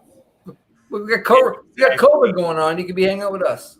Exactly. Before we get to Guru shout out, Jimmy said, what about Wednesday? That is the truth. It is a random card in the middle of the week. So your boy works on Wednesdays. So Nikki and Mills, Guru, if you want to jump in, hey, you odds family. If y'all want to hold it down until your boy gets off, we're going to be here live. Now, as far as the breakdowns for the Wednesday card, I honestly don't know when they're going to come up. I don't know if we're going to knock them out Monday, maybe Tuesday. I don't know. Maybe they might knock it out Sunday. I'm not quite sure. I'm sure we're going to get you some content, but we will definitely be here for the full fights, breaking them down, live bets, all that good stuff. Yo, Guru, let them know where they can find you, bro. Yeah, man. I'm gonna be kicking it with you guys. I'm gonna keep coming on Odds HQ. So make sure to subscribe here. For sure. This is the main spot where you guys subscribe for all of us. If you want to see everyone together in this type of show where we had a lot of fun today, I'm sure you guys like this type of show, then definitely subscribe to Odds HQ because you're not going to see this type of content on our own channels independently. Most of the time we don't have each other's shows, or we're not communicating with each other on our own channel. So this is going to be a cool thing on Odds HQ. So make sure to, be part of the community, subscribe, hit the bell. So you see every single time we're together, we're talking shit. I'm talking shit to Nick, making fun of him, things like that. And, it's all fun, if